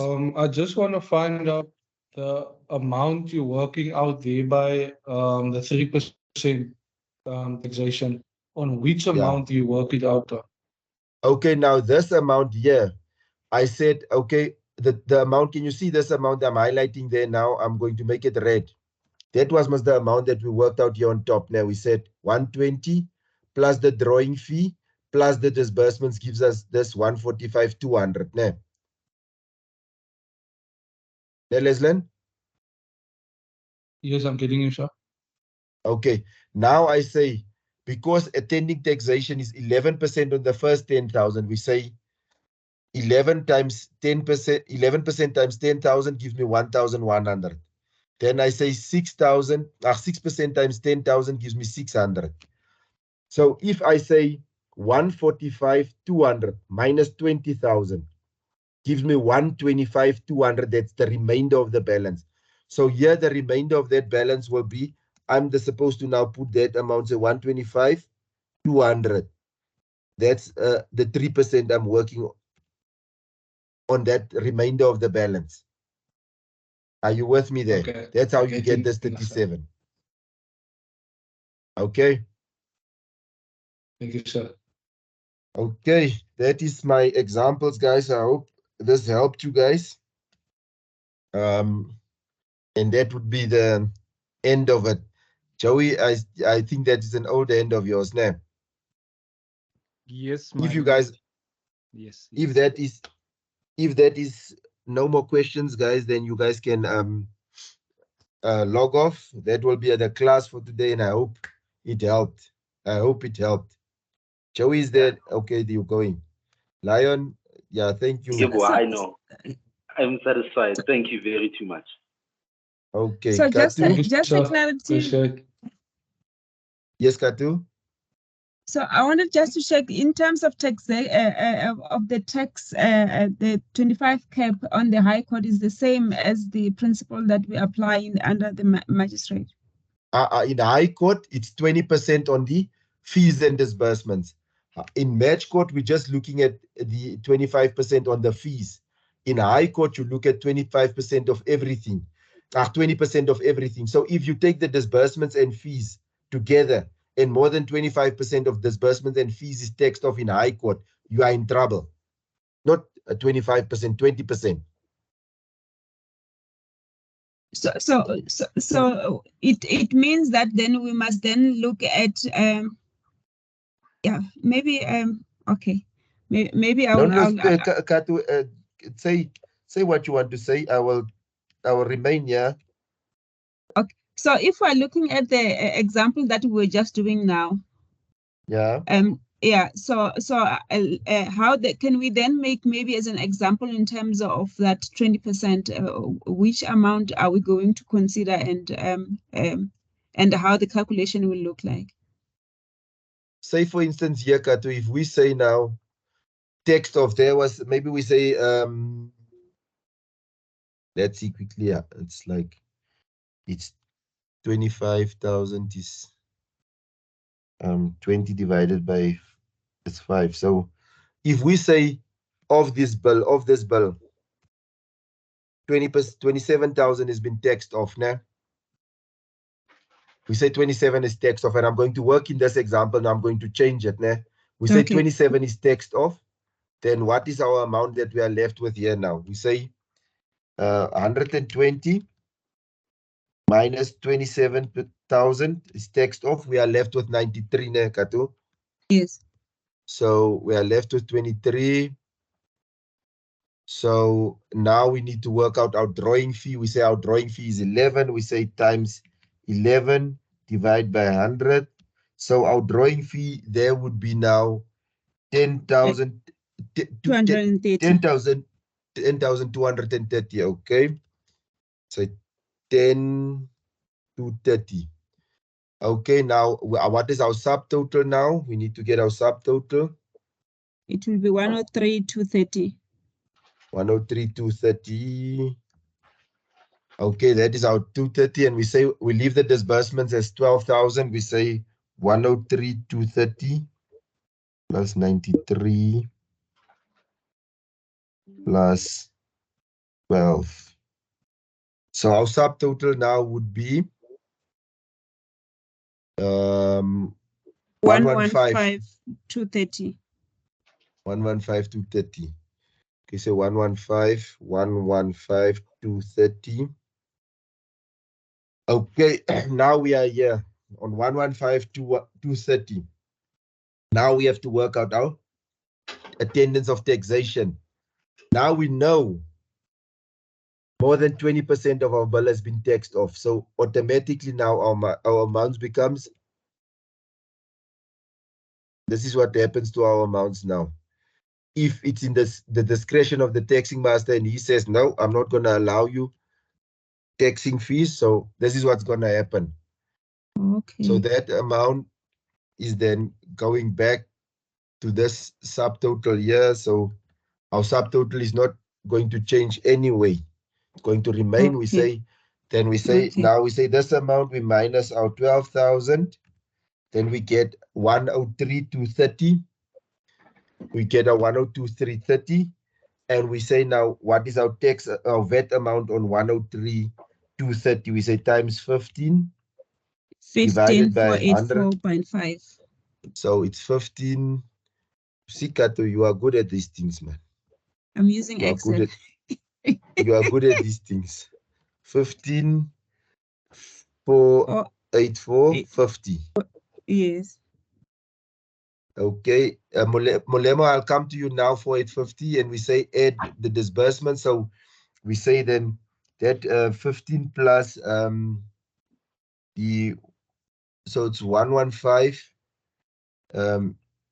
What do we get now? We say then we add the disbursements, and what is our final total now that we would get, Katu? 137,104.50. 137.